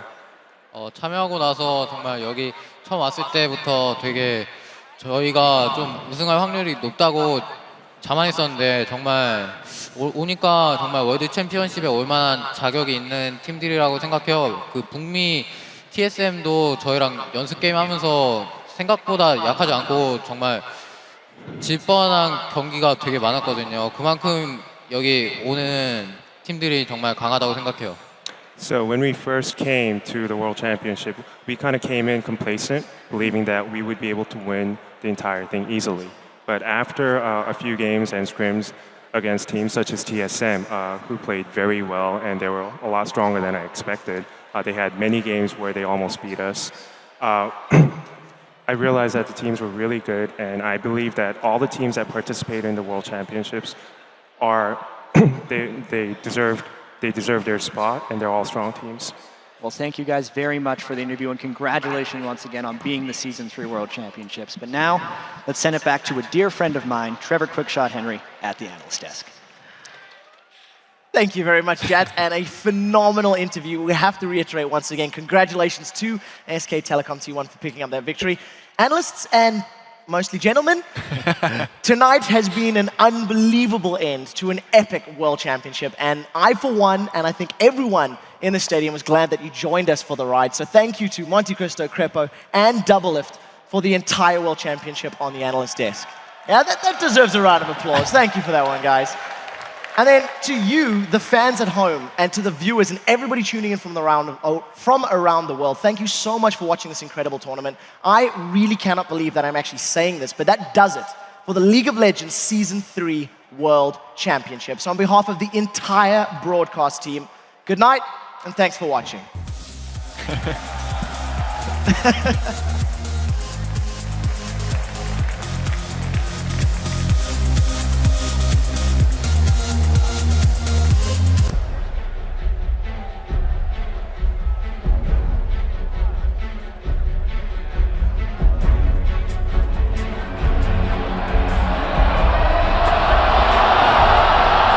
Welcome, ladies and gentlemen, to the League of Legends Season 3 World Championship!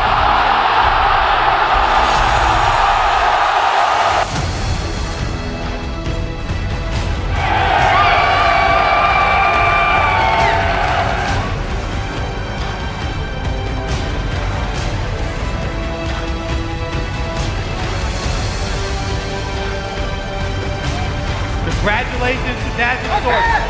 He's still alive. He's still surviving. He stays alive. Ace for Royal Club. They are going to take down their Chinese rivals. Fnatic are going to go through to the semi-finals.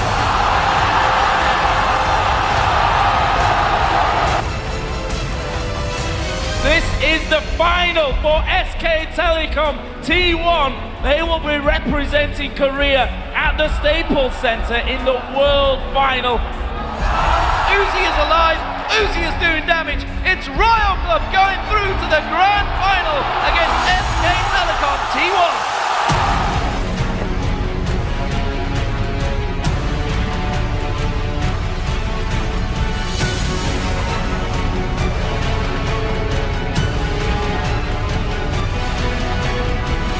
Does he manage to knock him off? Yes, he does. Surely the shockwave comes in, but it does not matter. First blood Faker. Well, there it is, ladies and gentlemen. Game 1 of the World Finals going to SK Telecom T1.